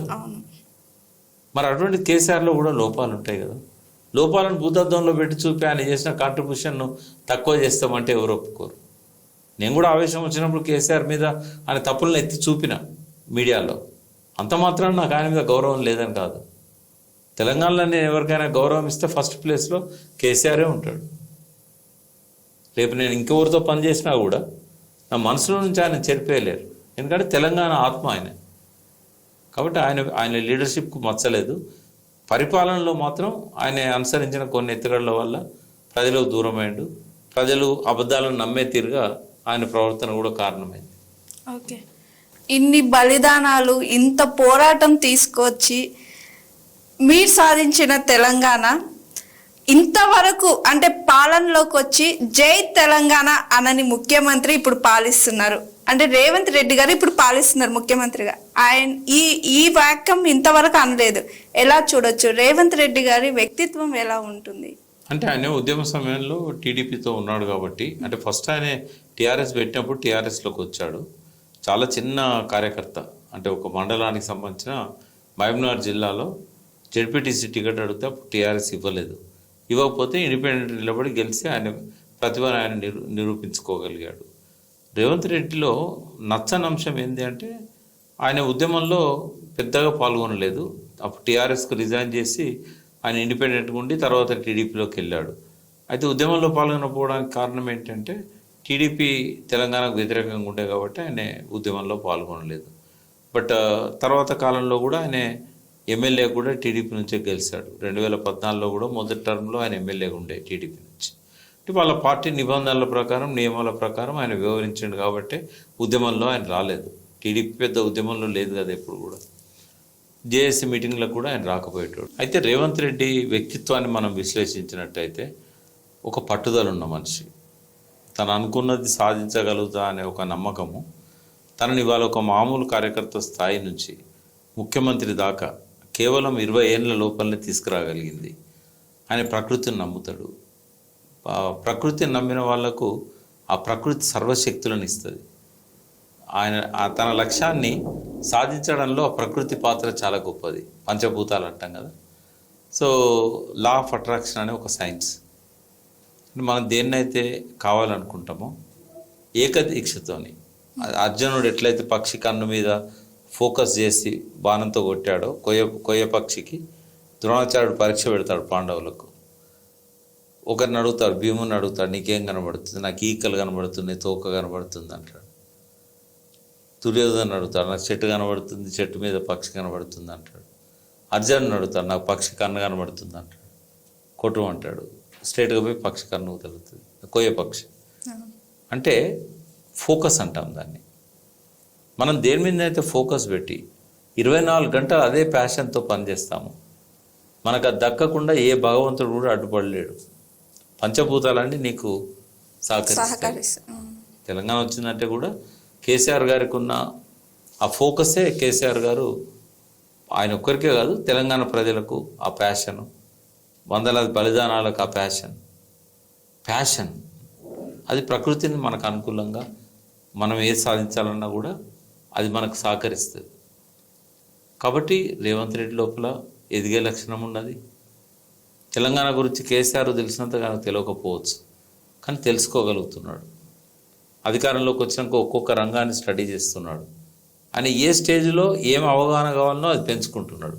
ఎమ్మెల్యే ఉన్నప్పుడు ఎమ్మెల్సీగా ఉన్నాడు. ఫస్ట్ ఎమ్మెల్సీగా ఉన్నప్పుడు మాట్లాడాలంటే ఏం అవగాహన కావాలి, శాసనసభలో ఎమ్మెల్యే ఉన్నప్పుడు ఏం అవగాహన కావాలి, ఆయన నియోజకవర్గంలో ఏం చేయాలి, ప్రజలకు ఎట్లా దగ్గర కావాలి, రాజకీయంగా అవగాహన ఎట్లా పెంచుకోవాలి, వివిధ రంగాల మీద అవగాహన ఎట్లా పెంచుకోవాలి. నేరుగా ముఖ్యమంత్రి అయ్యాడు కాబట్టి కొద్ది వెనక ముందు, బట్ ఆయనకు నేర్చుకునే తత్వం ఉంది, నేర్చుకునే గుణం ఉన్నది, ఎదిగే స్వభావం ఉన్నది, లా ఆఫ్ అట్రాక్షన్ నమ్ముకుంటాడు ఆయన. కాబట్టి ఆయనకు సాధ్యంగా ఉందంటూ ఏది ఉండదు. రాబోయే రోజుల్లో ఖచ్చితంగా కేసీఆర్ గారు ఎట్లయితే ప్రజలను మరిపించారో తను చేసిన పాలనా రీతుల వల్ల రేవంత్ రెడ్డి కూడా చేయగలుగుతాడు. కాకపోతే ఆయన కొత్తగా వనరులను ఎట్లా అభివృద్ధి చేయాలనేది ఒక లోపం అయితే కనబడుతూ ఉంది. మంచి అడ్వైజర్స్ని పెట్టుకొని, థింక్ ట్యాంక్ను పెట్టుకొని ఆ వనరులను కూడా పెంచే విధంగా తెలంగాణను ఒక గొప్ప ఆర్థిక శక్తిగా తీర్చిదిద్దాలి, ప్రజల జీవన ప్రమాణాలు పెంచాలి. అటువైపుగా ఆయన ఫోకస్ చేసినట్టయితే ఆయన సక్సెస్ అవుతాడు. తర్వాత పార్టీలో కూడా ఆయన ఇప్పటివరకు అయితే అందరికీ ఒక మంచి స్వేచ్ఛని ఇచ్చాడు. ప్రతి మంత్రి కూడా తన శాఖను తానే చూసుకుంటున్నాడు. అటువంటి స్వేచ్ఛ కేసీఆర్ ప్రభుత్వంలో మంత్రులకు దక్కలేదు. బట్ కేసీఆర్ ఏ తప్పులు అయితే చేశాడో ఆ తప్పులు చేయకుండా జాగ్రత్త పడుతున్నాడు. కుటుంబాన్ని ఆర్థిక వ్యవహారాలకు దూరంగా పెట్టాడు. కొంత మంచి లక్షణాలు అయితే కనబడుతున్నాయి. నేను ఇప్పుడే సర్టిఫికేట్ ఇవ్వలేను ఆయన పాలన మీద. బట్ ఇప్పటిదాకా రాజకీయంగా ఆయన నోటి దురుస్తూ ఇష్టం వచ్చినట్టుగా మాటలు వదిలిపెట్టేవాడు. అది ఎలక్షన్స్ వరకు. ఇప్పుడు ఎలక్షన్లు అయిపోయినాయి కాబట్టి నేను పాలన మీద దృష్టి పెడతాను, నేను రాజకీయం చేయను అన్నాడు. దాన్ని మనం వెల్కమ్ చేయాలి. మంచి సలహాలు ఇస్తానంటే కేసీఆర్ ఇంటికి పోయి కూడా కూర్చుంటాను కూడా చెప్పిండు. బట్ ఏది ఏమైనా కూడా ఒక ఎదిగే ముఖ్యమంత్రికి ఉండాల్సిన అన్ని లక్షణాలు రేవంత్ రెడ్డిలో ఉన్నాయి. సమయస్ఫూర్తి ఉంది కాబట్టి డెఫినెట్గా ఆయన కూడా సక్సెస్ అవుతాడని నేను అనుకుంటాను. ఇప్పుడు కేసీఆర్ గారిలో కానీ రేవంత్ రెడ్డి గారిలో కానీ మీరు చెప్పాలంటే పర్సనలీ ఒక ప్లస్ ఒక మైనస్ ఇద్దరిలో ఒక్కొక్కటి. అంటే కేసీఆర్ గారి యొక్క ప్రభావం రేవంత్ రెడ్డి మీద చాలా ఉందమ్మా. ఆయన అంగీకరించకపోయినా ఈ ఫోకస్గా ఆలోచించడము, తనకు కావాల్సిన దాన్ని తెచ్చుకునే విధంగా ప్రణాళికలు సిద్ధం చేసుకోవడం, ఒక వ్యూహము, ఎత్తుగడలు, ఇవన్నీ కూడా నాకు తెలిసి టీఆర్ఎస్లో రేవంత్ రెడ్డి ఉన్నప్పుడు కానీ అసెంబ్లీలో రేవంత్ రెడ్డి ఉన్నప్పుడు కానీ ఆయన చాలా ప్రభావితమైండు. ఆయనకు అవసరం ఉన్నా లేకున్నా ఆయన మీద కేసీఆర్ గారి ప్రభావం బాగుంది. ఆయన మాట్లాడే పద్ధతి, కేసీఆర్ ఎట్లా మాట్లాడతాడు రేవంత్ రెడ్డి కూడా అట్లే మాట్లాడతాడు, ప్రజల భాషలో మాట్లాడతాడు. తర్వాత ఉద్యమ కాలంలో అవతల వాళ్ళని రెచ్చగొట్టడానికి కేసీఆర్ కొంచెం పరుషంగా మాట్లాడేవాడు. రాజకీయంగా లబ్ధి పొందడానికి రేవంత్ రెడ్డి కూడా ఆ భాషను ఉపయోగించాడు. సరే కొంతమంది దాన్ని క్రిటిసైజ్ చేయొచ్చు కానీ ఆయన ప్రయోజనాలు ఆయనకు ఉంటాయి కదా. సో ఇద్దరి లోపల కూడా అయితే కేసీఆర్ గారికి ఉన్న అనుభవం రేవంత్ రెడ్డి గారికి రావాల్సి ఉన్నది లేదు. అదొక్కటి తప్ప కేసీఆర్కి ఉన్నంత పట్టుదల ఉంది. ఆ విజన్లో మాత్రం కొంచెం ఆయనకు తెలంగాణ భౌగోళిక పరిస్థితుల పట్ల బాగా అవగాహన ఉంది కాబట్టి, ప్రజల గోస ప్రజల బాధను ప్రత్యేకంగా చూసిండు కాబట్టి, రైతుగా వ్యవసాయం చేసిండు కాబట్టి ఆయనకు తెలిసినంతగా రేవంత్ రెడ్డి తెలియదు. కానీ తెలుసుకోవడానికి రేవంత్ రెడ్డికి అవకాశం కూడా ఉంది. అందరూ అనుభవిస్తేనే బాధ తెలుస్తాను కాదు, ఇతరుల బాధను కూడా తెలుసుకొని ఏం చేయాలని చూడవచ్చు. బట్ కేసీఆర్ ఒక గొప్ప విజనరీ, రేవంత్ రెడ్డి ఒక గొప్ప విజనరీగా ఎదగాల్సిన అవసరం ఉంది. కేసీఆర్కి ఓవర్ నైట్లో రాలేదు, రేవంత్ రెడ్డి కూడా ఓవర్ నైట్లో రాదు, ఇట్ టేక్స్ టైం. బట్ ఇద్దరి లోపల కూడా నేను చాలా పాజిటివ్ అంశాలు చూశాను. కష్టపడి పైకి ఎదిగొచ్చారు ఇద్దరు కూడా. ఎవరికి కూడా వెంటనే పైనుంచి ఏ దేవుడు వరం ఇవ్వలేదు. ఆయన ముందు ఓడిపోయి ఆయన ముఖ్యమంత్రిగా ప్రయాణం చేసే క్రమంలో 7 సార్లు 6 సార్లు ఎమ్మెల్యేగా ఎంపీగా ఉన్నాడు. ఆయన అధికారాలను తెలంగాణ ప్రజల కోసం త్యాగం చేశాడు. ఈయన కూడా ఎమ్మెల్యేగా ఓడిపోయి తర్వాత ఎంపీగా గెలిచాడు. ఒక 5 ఏళ్ళు ఆయన గ్యాప్ రావచ్చు తెలంగాణలో, ఎంపీగా ఉన్నాడు కాబట్టి. బట్ సమస్యల మీద కానీ, ప్రజల అవసరాల మీద కానీ, ప్రజల సంక్షేమం మీద కానీ ఆయన అవగాహన పెంచుకుంటున్నాడు. మంచి పాలనను అందించాలని కోరుకుంటున్నాను నేను. ఈ 4.5 సంవత్సరాలు రేవంత్ రెడ్డి కూడా తెలంగాణకు ఒక మంచి ముఖ్యమంత్రిగా మిగిలాల చరిత్రలో అని చెప్పి నేను కోరుకుంటున్నాను. సార్ మీరు ఒక పొలిటికల్ అనాలిసిస్ కాబట్టి ఏపీ రాజకీయాల్లో వైఎస్ఆర్ వస్తుందా కూటమి రావచ్చా? అంటే అక్కడ అంటే ఒక్కటి దీనికి సమాధానం ఏంటంటే, భారతదేశంలో ప్రజలంతా కూడా సంక్షేమాన్ని చూస్తాను, అభివృద్ధిని పెద్దగా పట్టించుకోవట్లేదు. అంటే పోలవరం ప్రాజెక్టు కంప్లీట్ అయిందా కాలేదా, అమరావతిని రాజధాని వద్దన్నాడు, వైజాగ్ కర్నూలు అన్నాడు, చేసిండా చేయలేదా, ఇవి ఎవ్వరు పట్టించుకోవట్లేదు. జగన్ ముఖ్యమంత్రి అయితే నాకేమొస్తుంది, చంద్రబాబు ముఖ్యమంత్రి అయితే నాకేమొస్తుంది. రేవంత్ రెడ్డి కూడా అట్లనే సక్సెస్ అయ్యాడు. కేసీఆర్ ముఖ్యమంత్రి అయితే గదే 2000 పెన్షన్ వస్తుంది. రేవంత్ రెడ్డి ముఖ్యమంత్రి అయితే 4000 వస్తుంది కదా జనం అనుకున్నారు. కేసీఆర్ ముఖ్యమంత్రి అయితే రైతు బంధు 10,000 ఉంటుంది సంవత్సరానికి. రేవంత్ రెడ్డి అయితే 15,000 ఇస్తా అన్నాడు. అంటే ఎప్పుడు రైతు కానీ ప్రజలు కానీ నాకేమొస్తుంది, ఈ నాకేమొస్తుంది అనే స్వార్థం మొదలైంది కదా. ఈ అభివృద్ధి పక్కకు పోతుంది. నువ్వు ఎంత డెవలప్ చేయి దాన్ని పట్టించుకోరు. ఎడ్యుకేటెడ్స్లో ఉంటుంది అభివృద్ధి మీద, కానీ మిగతా ప్రజలంతా సంక్షేమం మీదనే ఉంటుంది. చంద్రబాబు 5 ఏళ్ళు పరిపాలన చేశాడు, జగన్ 5 ఏళ్ళు పరిపాలన చేశాడు. సంక్షేమం ఎవరి కాలంలో ఎక్కువ వచ్చింది? జగన్ పీరియడ్లో వచ్చింది. నేరుగా వాలంటీర్ సిస్టమ్ పెట్టి, ఊరికి 2 వాలంటీర్స్ని పెట్టి ఇంటికి పోయి పెన్షన్ డబ్బులు ఇచ్చారు. మచ్చ లేకుండా వాలంటీర్ సిస్టమ్ నడిచింది. ఒక కనెక్టివిటీ పెరిగింది ప్రభుత్వానికి, బ్రిడ్జ్ లాగా వ్యవహరిస్తారు వాళ్ళు వాలంటీర్స్, ఓటర్కును ప్రభుత్వానికి. తర్వాత బీసీల కోసం 50 కార్పొరేషన్లు పెట్టాడు. సంక్షేమ కార్యక్రమాల్లో జగన్ దేశంలోనే నంబర్ 1 ఉన్నాడు. కేసీఆర్ గారికి ఫస్ట్ టర్మ్లో రిజల్ట్ వచ్చిందంటే ఆ సంక్షేమం వల్లనే వచ్చింది. సెకండ్ టర్మ్లో వచ్చిందంటే ఆ సంక్షేమం వల్లనే వచ్చింది. థర్డ్ టర్మ్లో ఎందుకు రాలేదు అని అంటే రేవంత్ రెడ్డి కేసీఆర్ కంటే ఎక్కువ సంక్షేమాన్ని హామీలు ఇచ్చాడు. నెరవేర్చడం లేదా అంటే ఆయన కూడా అప్పులు చేయాల్సి వస్తుంది, వనరులు పెంచుకోవాల్సి వస్తుంది. ఇప్పుడు అక్కడ చంద్రబాబు జగన్ చూసినప్పుడు ఇద్దరు 5 ఏళ్ళు పరిపాలన చేశారు కాబట్టి మూడోసారి జగన్నే మళ్ళీ వాళ్ళు కోరుకుంటారని నేను అనుకుంటున్నా.